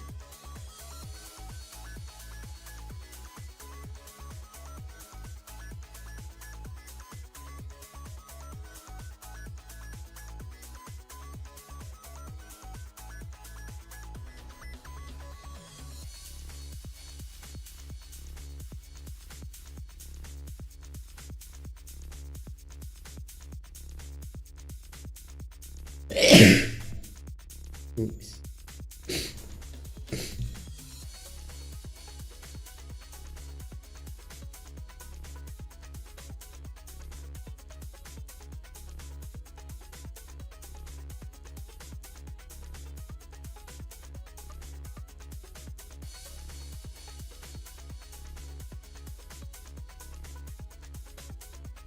Okay. And here. Okay.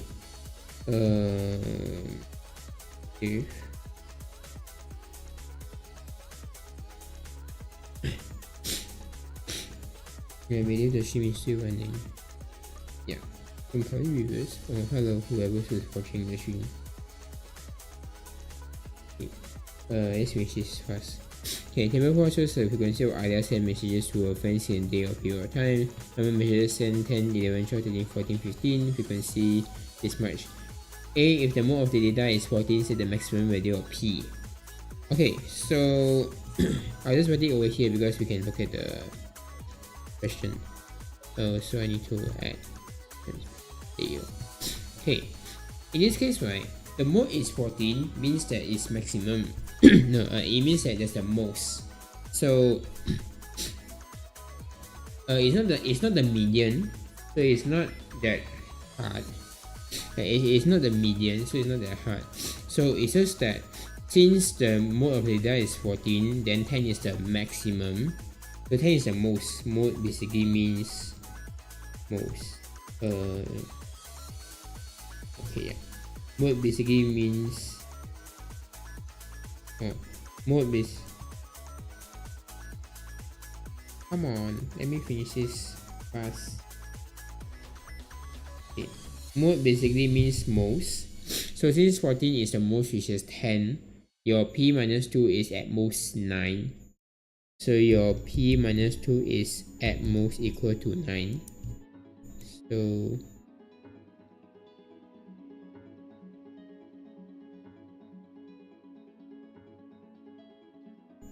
at most equal to 9, therefore your P is at most 11. Okay, yeah, therefore the max value of your P is equal to 11. It's basically that. Okay, part 2, by using the answer in 7A1, calculate the mean of the messages they made earlier. Okay, your mean in this case is equal to your this is ungroup data, so just take all of these, just take all of these and multiply, just take your number of messages sent and multiply by the corresponding frequencies. This is ungroup data, so yeah, just do it directly, and then you divide by the total frequency, so that will be 2 plus 5 plus 8 plus 8 plus 6 plus 6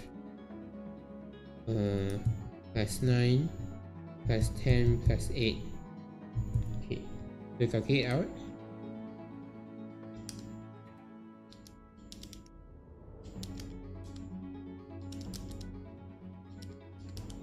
Okay, 524 over 40. You get 13.1.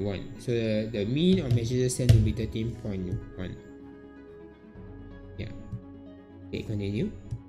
So hence draw a box plot on the data on the graph provided by the answer space. Okay. To make a box plot, you want 3 things. You want 5 things. You want your mean, your max, Q1, Q2, Q3. Your mean is 10. It will all be in the form of your number of messages sent. It's not in terms of your frequency. Your frequency doesn't matter in this case. And your frequency matters when you find the quartiles by. We are talking about messages sent. So yeah. We are talking about messages sent. So yeah, so that will be our mean and max will be, you're talking about 10 to 15, that like that lah. So my mean is 10, max is 15. Q1, Q2, Q3, your Q2 is your middle point. Since we assume that the total is 40,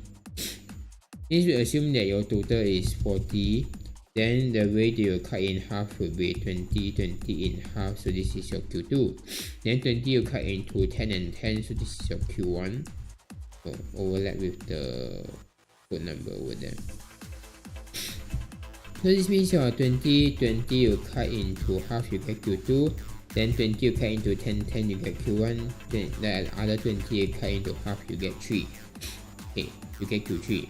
So you want to count your positions basically. 20 means 2 plus 5, not here. 7, 16, not here. 8, 10 plus 6, 13, not here. 9 plus 9, 22, it's over here. So your Q2 falls over here in this position, so it will be 13. Then your Q1 will be your 10 position basically, because 20 spin to 10 and 10, so it will be the indicate 10.5 position. Just count now.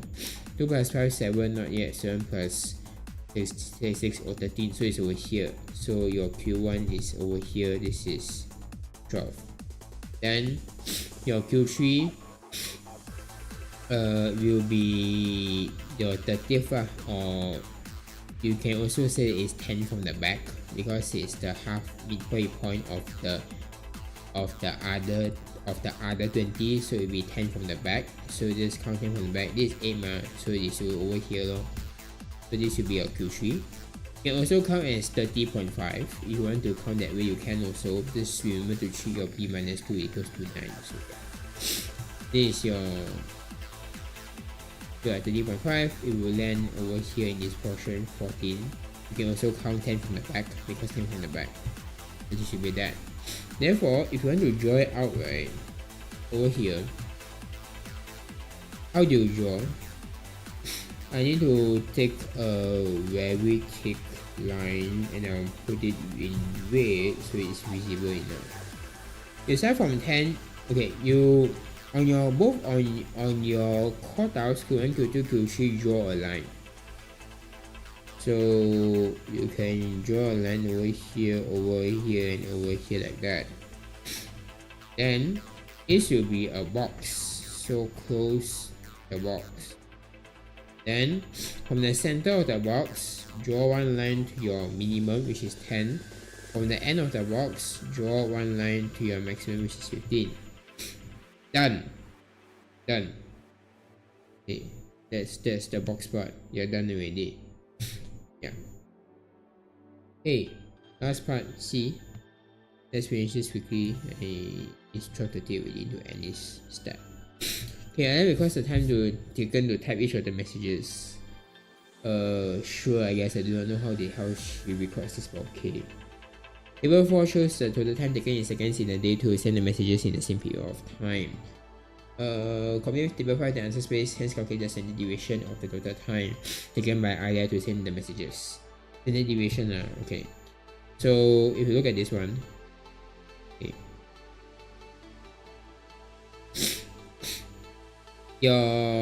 To calculate the standard deviation, okay, this is technically classified as group data. For group data, if you want to estimate it, you want to use a midpoint no matter what.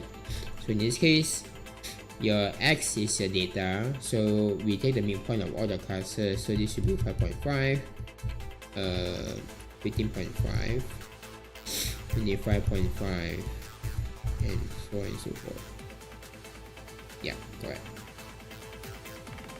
And then 55.5. Your fx is your frequency multiply your x. Let me just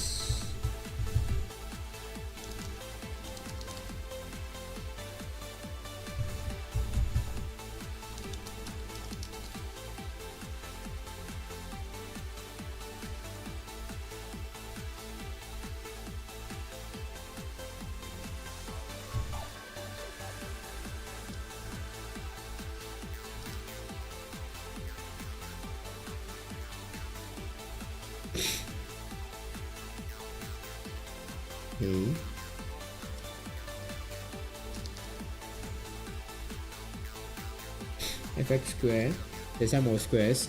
This is needed for the sum of squares. This is needed for variance and standard deviation. You take 103 multiplied by 5.5 square. So 5.5 is square first, then you multiply 103. You should get this number.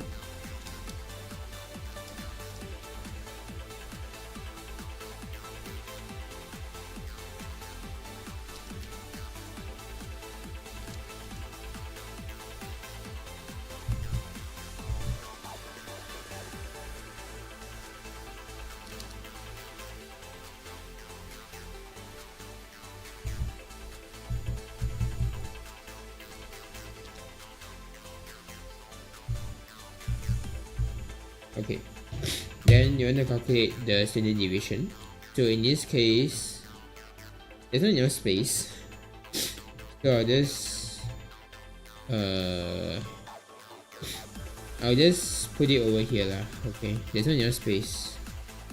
Okay, your standard deviation, your sigma, your variance is calculated by taking the sum of squares. The sum of squares is your sum of fx square divided by the sum of frequency minus out the mean squared, which is the sum of your fx divided by the sum of frequency, this thing square. The standard deviation is taken by the square root of this. Okay. I don't know why there's not enough space given for this.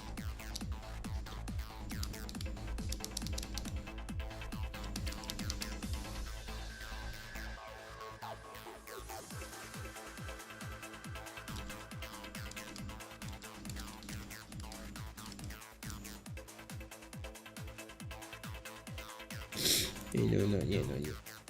Minus the sum of fx, the sum of all the values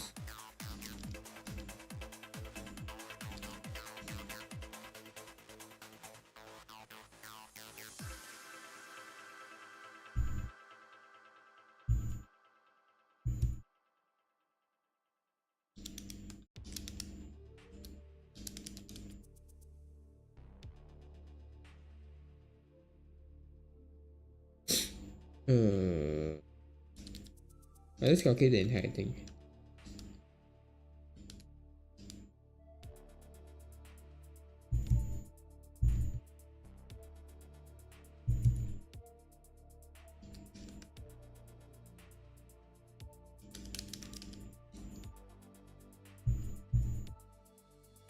Okay, so the standard deviation of this particular data is 13.65 seconds. Yeah. Okay. Part B. Part 2, last one. Last question, Sarah has total recorded total time second in seconds by her in a day to send messages in the same period. The standard deviation for sales data is 15.23, so it's bigger than this. Which dispersion has the wider of total time taken in a day? Okay. Standard deviation bigger means wider, yeah. So Sarah's data has wider dispersion